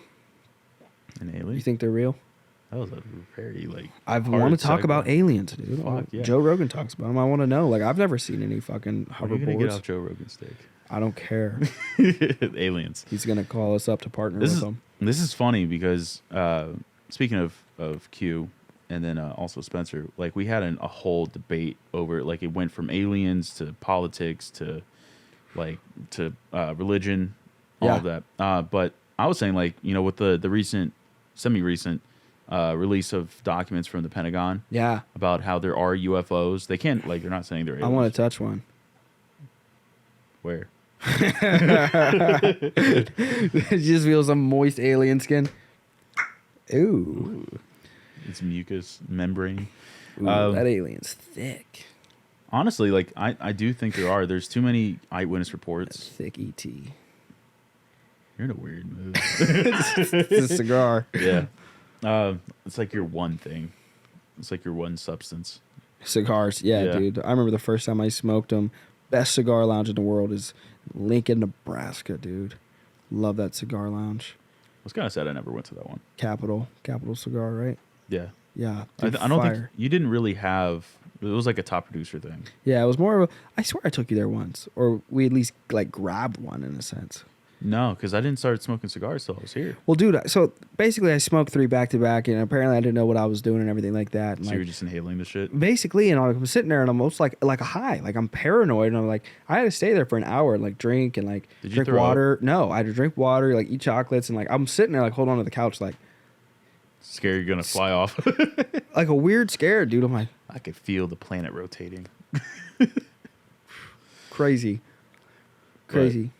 Yeah. So these aliens, the Pentagon, UFOs, I've never seen anything. Yeah. But I mean, But I wonder, like, will Yep. we ever? Is this shit like? I I don't was know. thinking about that. Like, what would happen? Like, I'm not, I've got this weird lion mentality, war mindset of like, whatever comes to Earth, I'm killing. It don't matter. Right. Zombies, it don't matter. Have you seen Mars Attacks? I don't know, but older World War movie? Z was a fire zombie, movie. That's a zombie movie. That's not. I think they're making a second World War Z I wouldn't be surprised. It did very well. fire movie. Is that Brad Pitt, right? Yeah. One of the best actors. He's top 3 of my movie. He's in Honestly, probably a yes. lot of mine because Ocean's Troy. 11. Troy. Ocean's 11 was fire. Yeah. Troy was fire. He's in a Fury. Have you Yeah. seen Fury? Wasn't he in The German tanks? What was the other one? Inglourious Bastards. Wasn't he in that? I think I don't know if I watched that one, but he was firing that. Yeah, Dude, you've never seen Inglourious I Bastards? probably have seen pieces of The it. Bear Jew. Yes. Yes. Fire fucking movie. Yeah. And what else was he a killer in? Dude, Fight Club. Oh yeah. I remember watching that for the first time and just being absolutely fucking mind blown. Mesmerized. Like, dude, that's me in my own mind. Yeah. Creating all these worlds and like these, and that's really what success is. It's creating a world so fucking real in your mind Yep. and being so true and committed to it that there is no other fucking option. It's I'm gonna make this world become my world, and it starts here. Like I've gotten into It's a lot a of faux arguments with world people, in like with reality. my ex, where it's like she's like that's not real. I'm like it's real right here. Yeah. You know what I It's- mean? it's Like, not real till I was make it like, real. It's real here, and this is where I live. Right. Everything outside of here Does not matter. doesn't matter. It's non-existent. You know what I Yeah. mean? Like, oh, and I've gotten a little better with like kind Going of back. merging realism, where it's like, don't jump off that cliff. You really can't fly. You know what I mean? Yeah. But even my mind, like, even that, this is why I've never been able to get into drugs or anything like that because I'm already like, I don't know if ADHD or whatever it would be, where it's like I am naturally in like this euphoric state, like just Yeah. like naturally, where it's like people are like, is that kid on drugs? You know what I mean? Where I'm like, I'm just like, just jittery and like, I couldn't do that. I couldn't even imagine like the euphoric state drugs would put me in It was honestly escapism. because I'm like already just zoned in. And so like people, I've gotten into arguments where it's like, that's not real. You know what I mean? It is real, brother. It's up here. I mean, it's just, people like non-believers, I guess you would say, it's a vivid imagination. Well, people are so brainwashed, but from, you know what I mean? This is how we've done it. This is how you have to do it. And that's kind of how people don't take mental health. Yep. They don't consider it because everybody's in this box and they're just so like conformed to like the sheepish mindset of the world. Yep. Even highly successful individuals of like, well, here's how to attain the success and here's how to box it up and live in it. And it's like, I listened to this dude the other day, multi-billionaire. I sent it to you guys. Sarah was listening to it. And it's like, you I'll be really real, I see didn't watch some it. of these billionaires are very, they're like, I like how at the owner conference I was just at in Arizona, it's like, you know, one of the really, really wealthy individuals, he was like, you know, people say think outside the box, but I was like, we don't even think inside the box or outside the box. There just is no box. Right. There is no box. It's the thought that there is a box. And and really for 80-90% of the world, there's this box of here's the way it worked. So do it this way or you're $100,000 outcast. $100,000 is a lot of money. That's what you want to work towards. Work towards that. Go to school. You know what I mean? Find a good guy. comfortable. Find a good girl. Work-life balance. Yeah, have a kid. Week. You know what I mean? Build up a retirement, retire, go a few places, and then die. It's Right. Like, what? Like that's what life is. I don't know. It's like there's a lot of theories, conspiracy theories. Like the chemicals in the food that we eat. I watched this movie the other day called Voyager, and they drink Heard of blue water, Yeah. and I'm thinking in regard to like how everything's playing out right now with COVID and everything like that. Yeah. Vaccines, So all like that. they stopped two boys. They stopped drinking the blue water. The one basically goes good side. The other one goes bad side. Right. And like their leader dies, and like the one boy like becomes leader, but then the bad one like convinces everybody there's an alien on the ship, but there is no alien. So now he's ruling everybody Among with us. fear. He's ruling and I'm thinking, I'm like, we're all drinking this blue water. Yep. You know what I mean? Hypothetically speaking, we're all, you know, taking in these chemicals in regard to whatever they want to inject us with. And I'm not anti-vax, and I'm not, Yeah, you it's know, not what it's about. anti-consumption on certain things. I really think it's just a mind state. It's systemic But it's just oppression. that, and then it's systemically and strategically like media just portraying and manipulating the whole Propaganda. world with the propaganda of fear this, we're the only thing that can protect you. This is the enemy. And the bad dude in this movie is like, we're the only thing that can protect you. And then like the good, like they open everyone's eyes and everything kind of resettles. And how do we prevent this? You don't. It's a Right. cycle. You know, and it's like, I History like seeing the repeats quote. itself. History repeats itself. And I like seeing like the quote you'll see. It's where it's like, good men, they make soft times or easy times, and easy times make soft men, and soft make men make hard times. make hard times, and those hard times make hard men that make good times. You know, and it's just a cycle. And I think it's like accepting it and finding that stability. I don't know if you can never really open everyone's eyes, but it brought like I like the idea of movies, and what I resonate with them so much for me is like I get a lot of just context for self-development, leadership development, and life perspective Yeah. from movies, because it's art to me. You know what I Yes. mean? Is letting that unfold and speak to me, where I almost get like secondhand embarrassment from watching movies, because like I feel like I'm in it, and like when embarrassing shit happens, I'm like, oh my god, dude, we got embarrassed. Same. We just got rejected by this hot I girl. do that shit with anime. You know what I mean? Oh god. Yeah. Close my eyes. Yeah. Guy, super nervous, goes up to talk to the hot girl. Yeah, you're just absolutely nervous as destroys shit. it, and you're like, oh, dude, come on. Yeah, like, oh god. You could have played that better. I remember just like putting my like face in my shirt, like just like that much cringe. Yeah. Facts, dude. I can't believe we completely skipped over aliens. Did you ever see like how like obviously like people say we've only explored like what 3 to 5% of the ocean? Isn't And that then- nuts? Well, they like with those UFO sightings. I was going to ask you, did you see that the one guy that was like he It, was like- part of the Navy? And it was like it's submerged. Like, Yeah. very quickly. Right. Nuts. And then there's reports of it coming out of the water and Mm-hmm. then zooming off, and from the Navy. It's like there are UFOs. It's like what the fuck is that? And there's the story of Atlantis, and all that sort of stuff. Yeah. I forgot. I saw like a meme or something on Instagram where it was like, what the phobia is of something extremely large being in the water. It's like, are those the aliens, or is there an actual civilization down Yeah. Dinosaurs. there? Yeah. Jurassic Park was one of my favorite movies. I still like the new Jurassic Parks as well, but the original Jurassic With, Parks. What's his name? Chris Pratt. Well, that would be new. The Yeah, that's what I'm OG, saying, the one. the OG ones though, loved them all. Velociraptors, got turned on to that real quick.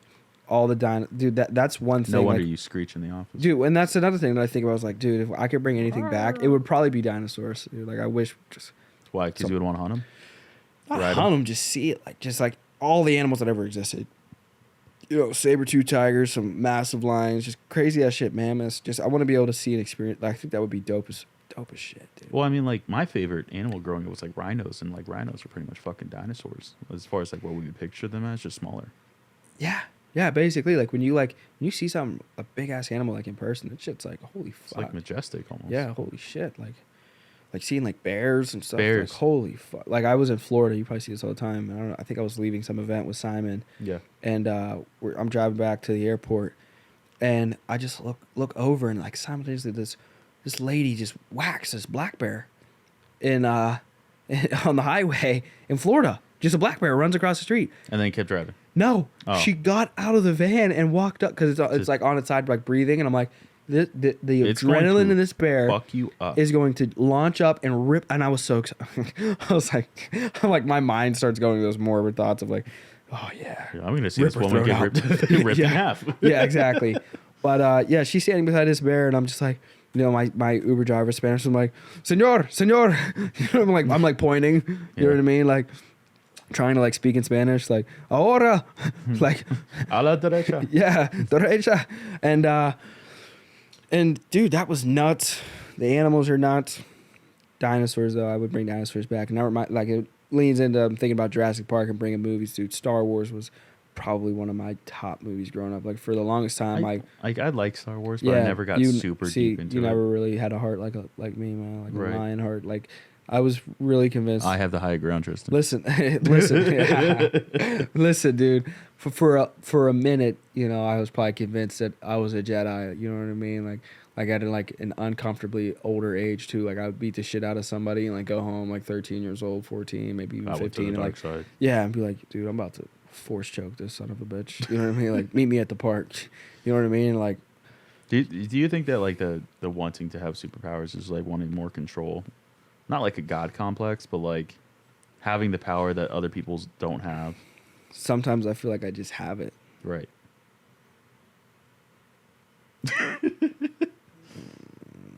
You wish. It's like I make the noise, it'll work. Start choking. I think everybody's fucking tried that. Like the remotes across the way. You're like, what if I just tried? What if it just actually came to me? sometimes it's worked for me, but I'd have to record it. Since you asked me if I've ever seen aliens, have you ever seen a ghost? Do you believe in ghosts? I feel like, just how traumatic my childhood was.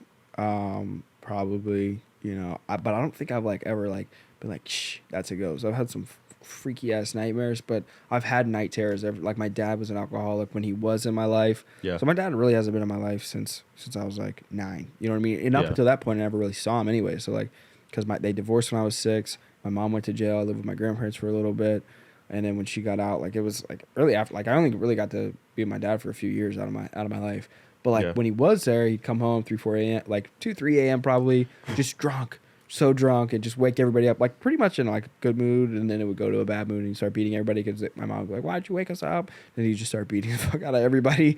But this one time, particular, and this is why I was scared of the dark. I swear, I think I slept with my mom until I was like 14, 15. Like I would literally beat somebody up and then go home and be like And sleep with your cuddled mom. up with my mom. You know what I mean? Like I was the bully that literally was like mama's boy, like scared of the dark, dude. And it was, and I remember Shit, I like remember this, having a nightlight.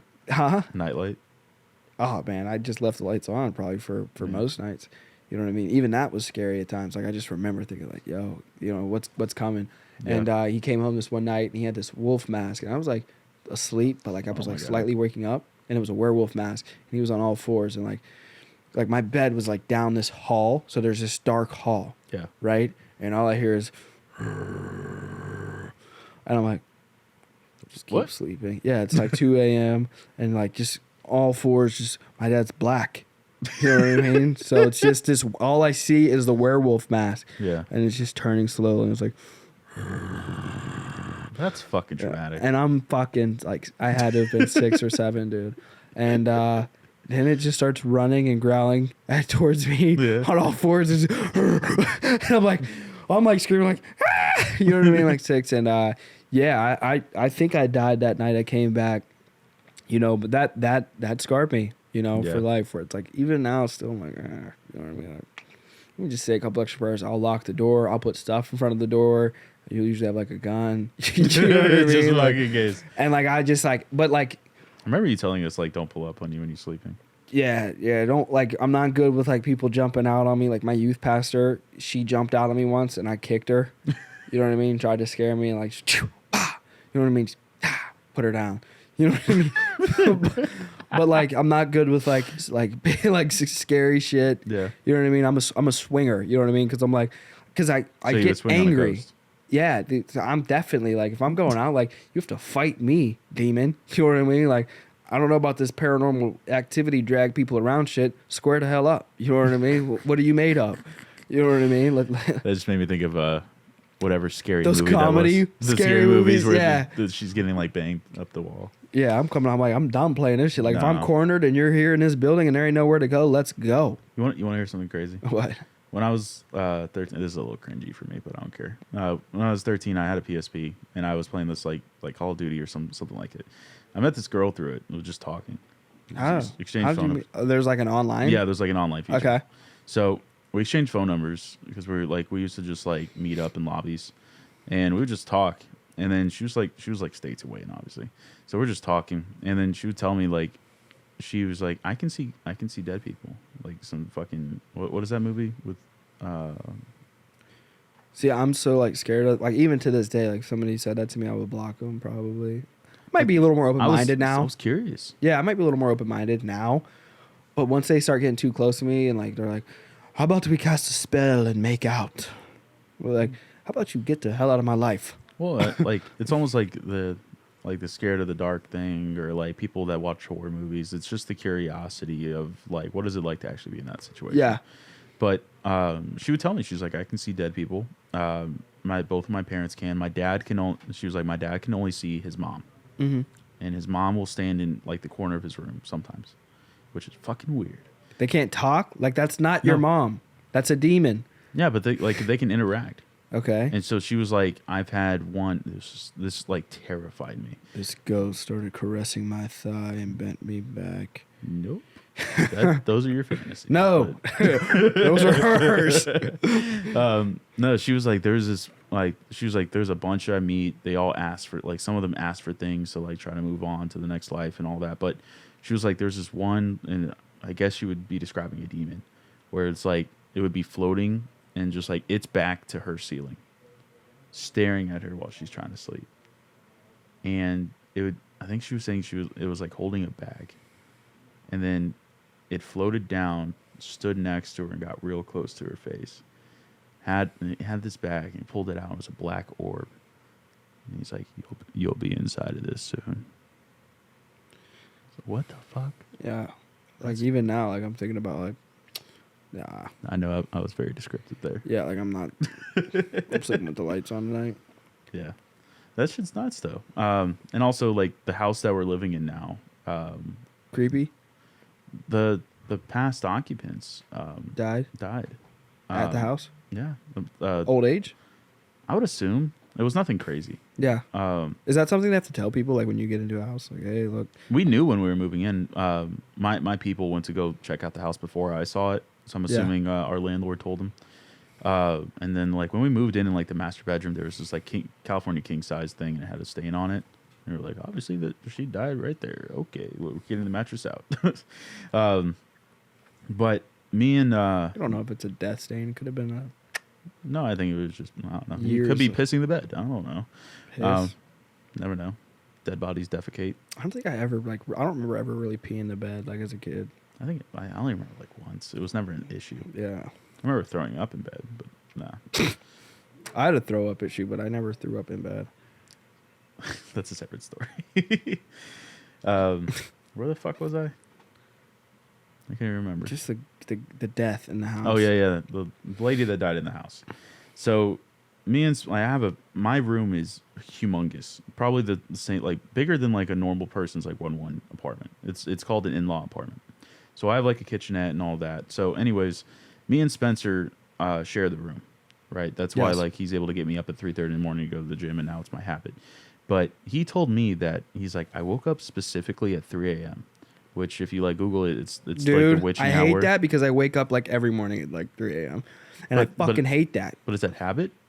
Or, I don't know. Oh. I randomly wake up all throughout the night, though, so I told myself it's okay. Right. But you know about the witching hour. I know. I hate it. You're not going to sleep tonight. Probably not. But he's like, I woke up at specifically at 3 a.m. and I heard this voice in the corner of the room. And he's a very logical, intelligent person. Oh, absolutely. Very intelligent. Yeah, so, like, he went over, like, what the fuck? And then he was like, the voice moved to the completely opposite corner of the room, and it's a very large room. And he was like, it was just an old woman, like, whispering. I was like, what the fuck did she say? He was like, I don't know, it was fucking 3 a.m. I just woken up. And he's like, I didn't think it was anything. I thought She was somebody looking at saw-" you, and she kept saying, "This one looks scrumptious." I was about to tell a very poor joke. Where they say, like, how to get rid of ghosts. It's like, yeah, you kind of do your thing in bed and look in the corner and say, this one's for you. Have you ever heard that? No. Oh, anyways. But, yeah, I told him, like, I creeped him out because he didn't know about the witching hour and all that. I'm like, that's wild. This specifically 3 a.m. Yeah. But I've had other friends that have told me, like, they've seen ghosts and they've experienced it and all that. I'm like, I've never experienced shit. Maybe I have too much child trauma. And Yeah. it's not something I'm open to. Yeah. Well, we're coming up on like 2 hours, so Has it been 2 hours? basically, I feel like we Fuck. started I have for plans sure by today. 4:30. So as we wrap up, I always like to end, for individuals that ever make it this far, if they ever make it this far, and like you said, 10 years from now, if anybody ever goes back and watches these all the way through, Did I even say what my name is? yeah, Brennan. Yeah, my name is Brendan. 2 hours later, his Yeah. name's Brennan. Right. But so ending with 2 or 3 tips for success in general. You know what I mean? You don't Yeah. have to cater it to our industry, but it takes a special type of individual. Yes. And not even a special type of individual. It takes a special mindset. Mhm. What are the 2 or 3 things you would encourage people that are pursuing their dreams or utilizing a vehicle to do so? Like, what is it that's going to get you to where you want to go? The first thing I would say is you need a mentor. You need somebody to model what you're doing afterwards. You're not perfect. You don't know everything. And your You have- mentor's not perfect either. Exactly, but they've at least gone through it Yes. first. So you need it. You need a guide. Also, with that being said, you also need to be coachable. You can't have the ego. You gotta have to let go of all of that, and just completely kind of almost give it up to that person to kind of steer you until you get your feet underneath you. Yeah. And then, like you were saying, mindset. You have to have a passion for it. Like even like what we were talking about, where like I have an issue with my why, I still have a passion for what we do, and I have Yeah. a passion for leading others to what they You're want. passionate with relationships, though. Yes. That's where you like. If I could have you work the most in one, like if I had to like prioritize your top 20%, Right. it would be your relationship and development. Which- Spending time with your yeah. people, building those relationships, and developing them to accomplish the task at hand. I have to pay $200 for Top Golf tomorrow, so yeah. That'd be exciting. But yeah, so I would say build relationship, network, find other people, never be the smartest person in the room, Yeah. always be the dumbest. Yep. Find a you are. mentor, yeah, right. You two are really smart, so I'm definitely the dumbest in this room right now. Oh, did you learn something today then? Learned a lot, you know. I think you learned some stuff about me. Oh, absolutely. I don't think we've ever like sat down like this. and That's actually what I talked love for about long. this, because I mean, we don't have time. You know what I mean? Exactly. So it's like almost like killing 1,000 birds with like 4 rocks right now. Right. So Anyways, this was fun. this was really fun. This was dope. You guys can find Brendan, and I just put 2 and 2 together as I was gonna, shout him out for his social media. It's BS the ALP chef on Instagram. Yep. And for the longest time, I'd like be going to tag him and shit, and I'd be like, "What does Beast the ALP chief mean?" And I'm like, I'm literally sitting here thinking it's Brendan Suranyi, the ALP chef. He likes to cook. He can sell life insurance. He can teach life insurance. It just which makes is sense. ALP, and BS is the initials for his name. Yeah. What's your middle name? Scott. So my mom calls me Bullshit Suranyi. Oh my God, Monkey Cheeks. His mom also calls him Mr. Monkey Boy. Yeah. That's another story for the next time you invite me on your fantastic podcast. And I want to also pinpoint your dad told me to ask the boy that listened or No. didn't listen. I need to know No. what that is. So Okay. do you want to tell me now? Okay. So I think I was like fucking 7. I got grounded a lot when I was a kid. Yeah. But essentially they made me write like a fucking book to explain why I'm so shit, I guess. And it was like the boy that did knit. That's what I was trying to tell you. It's did knit because I'm dumb. The boy who did knit listen. And I think I wrote the story about David, but it was like his name in the book was Dan. Yeah. And it was something about like, I think he shoved my face when I was like 6 or 7 into like a plate of spaghetti. And that was in the book. They know more about the fucking book than I do because I was legit. Or that's what we call in South Florida, legit. I was a kid. Yeah. So I don't remember that much. But yeah, it's fucking embarrassing, cringy shit. I was a cringy kid. That's hilarious. But yeah.